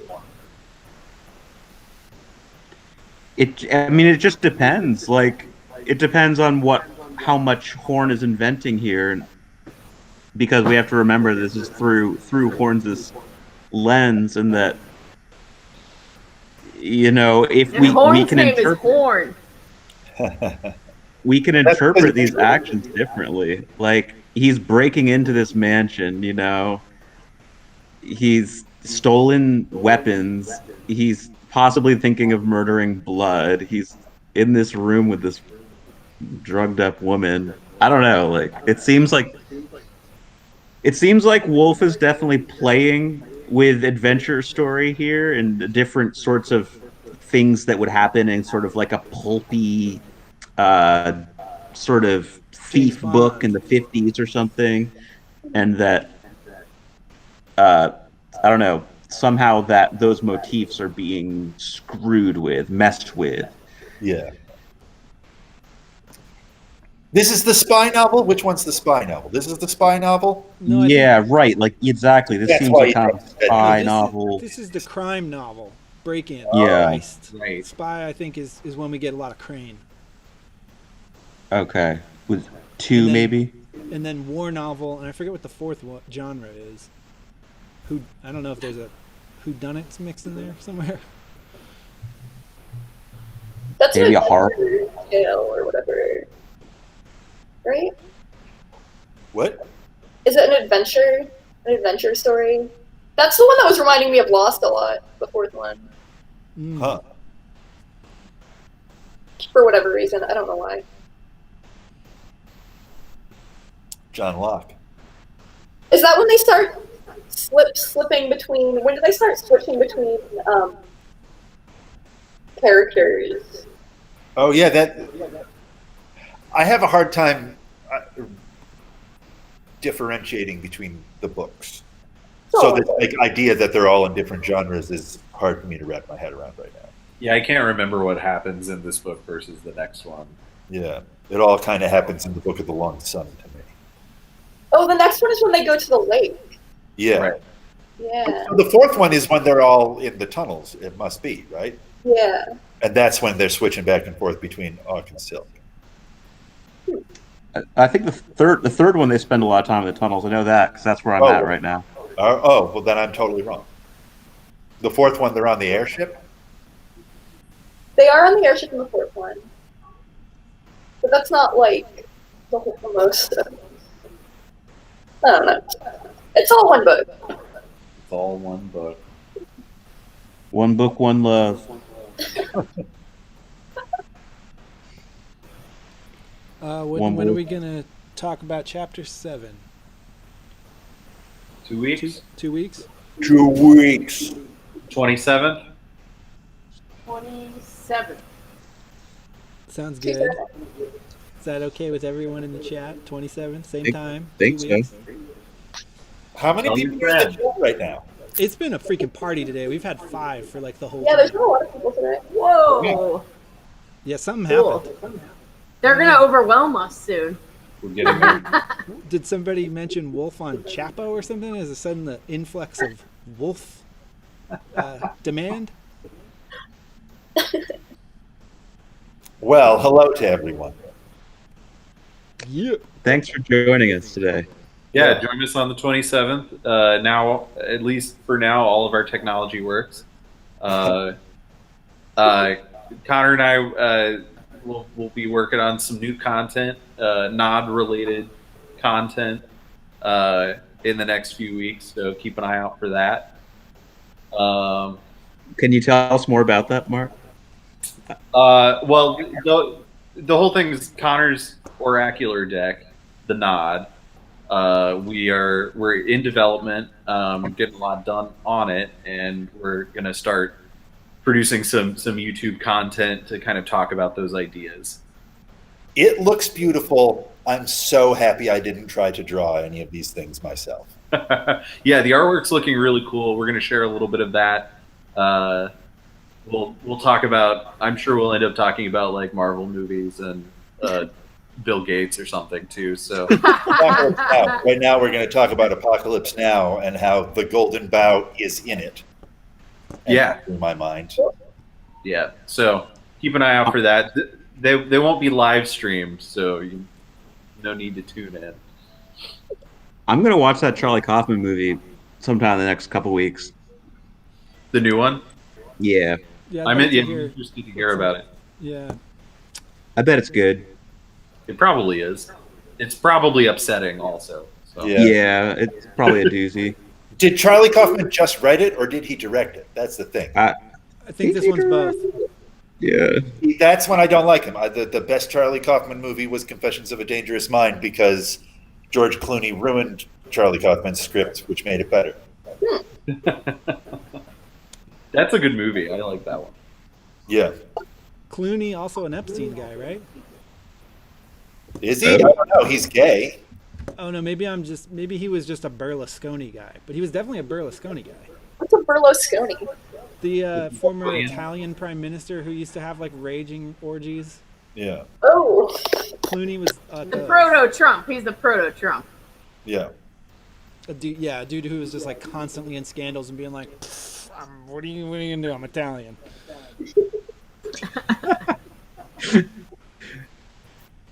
To the country that was everyone is Italian. So are we. But yeah, He's like, you mean to tell me you're not fucking your nephew? And then they were all like, I guess you got a point.